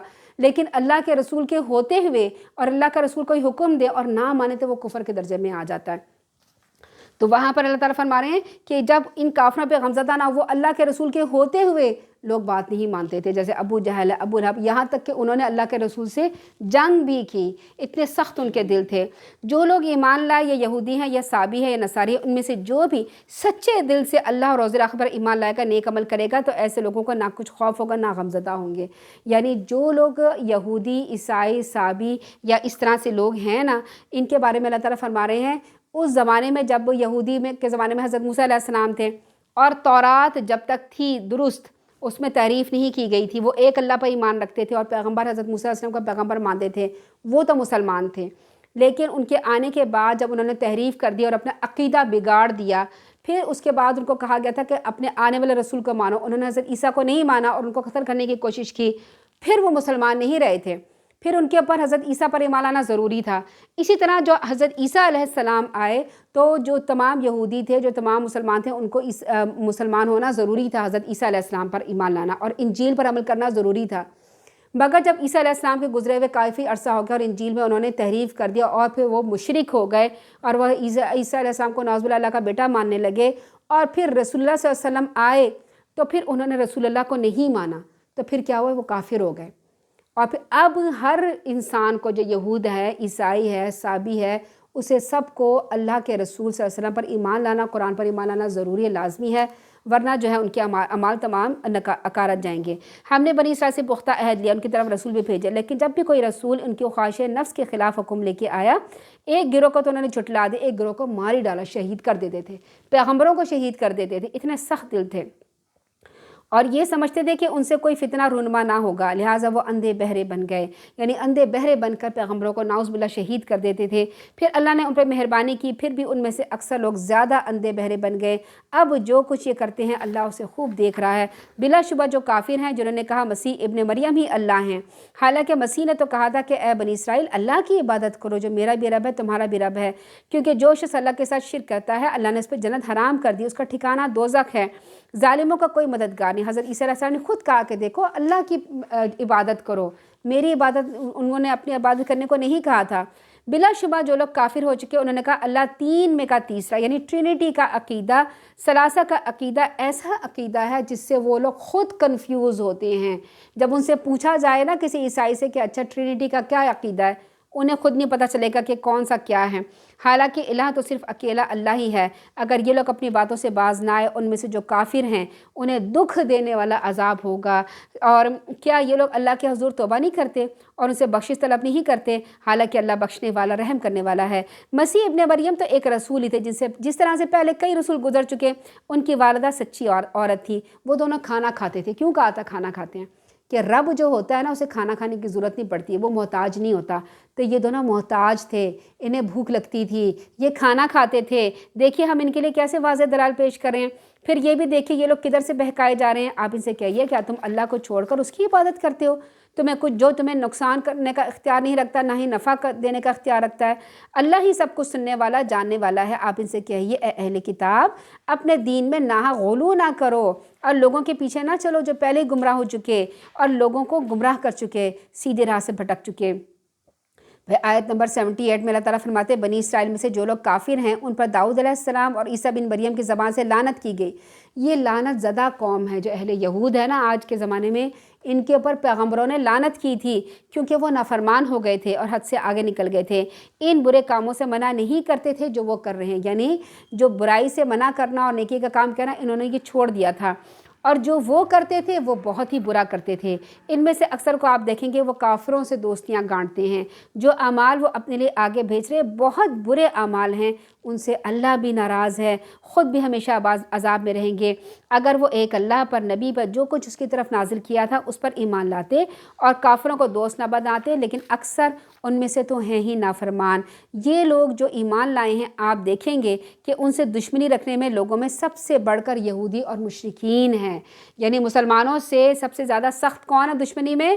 یہودی اور مشرکین۔ مشرکین کون ہوتے ہیں؟ بت پرست، جو اہل کتاب نہیں ہوتے۔ اور جن لوگوں نے کہا ہم نصارہ عیسائی، انہیں آپ مومنوں سے محبت رکھنے میں قریب تر پائیں گے، ان کے دل نرم ہوتے ہیں۔ وجہ یہ ہے کہ ان میں عبادت گزار ہوتے ہیں، عالم ہوتے ہیں، زاہد پائے جاتے ہیں اور وہ متکبر نہیں ہوتے۔ عیسائی لوگ کیا ہوتے ہیں؟ متکبر نہیں ہوتے اور ان کے دل نرم ہوتے ہیں۔ اسی طرح سے ہے کہ جب وہ قرآن سنتے ہیں نا تو ان کی آنکھوں سے آنسو بہنے لگتے ہیں اور وہ قرآن سن کر ایمان لے آتے ہیں۔ اللہ تعالیٰ سے دعا ہے کہ اللہ تعالیٰ ہمیں درست طریقے سے قرآن پاک پڑھنے کی، سمجھنے کی، عمل کرنے کی، آگے پہنچانے کی توفیق عطا فرمائے۔ اللہ تعالیٰ کے حلال کو حلال اور حرام کو حرام کی کو ماننے کی توفیق عطا فرمائے۔ اللہ تعالیٰ نے ہمارے لیے دین کو مکمل کر دیا ہے تو ہمیں ہر قسم کی بدعات سے بچا لے یا رب العالمین۔ ہم نے بچپن میں، ہم نے نافرمانی میں، ہم نے جہالت میں کوئی بدعت کا کام، کوئی شرک کا کام کر لیا ہو تو یا رب العالمین ہم اس سے معافی مانگتے ہیں، ہم اس سے توبہ کرتے ہیں یا رب العالمین، تو ہماری توبہ کو قبول فرما لے۔ ہماری آئندہ زندگی کو شرک اور بدعات سے بچا لینا۔ ہماری زندگی میں کوئی بھی شرک چھپا ہوا ہو یا رب العالمین تو اسے ہمیں دکھا دینا، اس سے ہمیں توبہ کرنے کی توفیق عطا فرما دینا، آئندہ اس سے بچنے کی توفیق عطا فرما دینا۔ ہمیں، ہمارے اولادوں، ہمارے نسلوں، ہمارے شوہر، ہمارے رشتہ داروں، ہمارے والدین، ہمارے بہن بھائیوں، ہمارے اسٹوڈنٹ، ہمارے ٹیچر، سب کو شرک سے بچنے کی توفیق عطا فرما دینا۔ ہم سب کو توحید والا بنانا، توحید کے ساتھ ہی ہمیں اٹھانا، توحید کے ساتھ ہی ہمیں آپ کے سامنے کرنا یا رب العالمین۔ ہماری دعاؤں کو قبول فرما لیجئے، ہمارے تمام گناہوں کو معاف فرما دیجئے، ہمارے والدین کو جنت الفردوس کے اعلیٰ ترین مقامات میں سے نہایت اعلیٰ مقام عطا فرما دے۔ ہمارے والدین، ہمارے بہن بھائی، ہمارے رشتہ دار، ہمارے دوست جو بھی اس دنیا سے جا چکے ہیں یا رب العالمین ان کے درجات کو بلند فرما دینا، ان کی قبر میں جنت کی کھڑکی کھول دینا، انہیں قبر کے عذاب سے بچا لینا یا رب العالمین، انہیں اپنی رحمت کے سائے میں لے لینا۔ ہمیں اپنے والدین، اپنے بڑوں کے لیے، بزرگوں کے لیے بہترین صدقہ جاریہ بنانا اور ہماری اولادوں، ہمارے نسلوں، ہمارے شاگردوں کو ہمارے لیے بہترین صدقہ جاریہ بنانا۔ آمین ثم آمین۔ سبحانک اللہم و بحمدک، نشہد ان لا الہ الا انت، نستغفرک و نتوب الیک۔ السلام علیکم ورحمۃ اللہ وبرکاتہ۔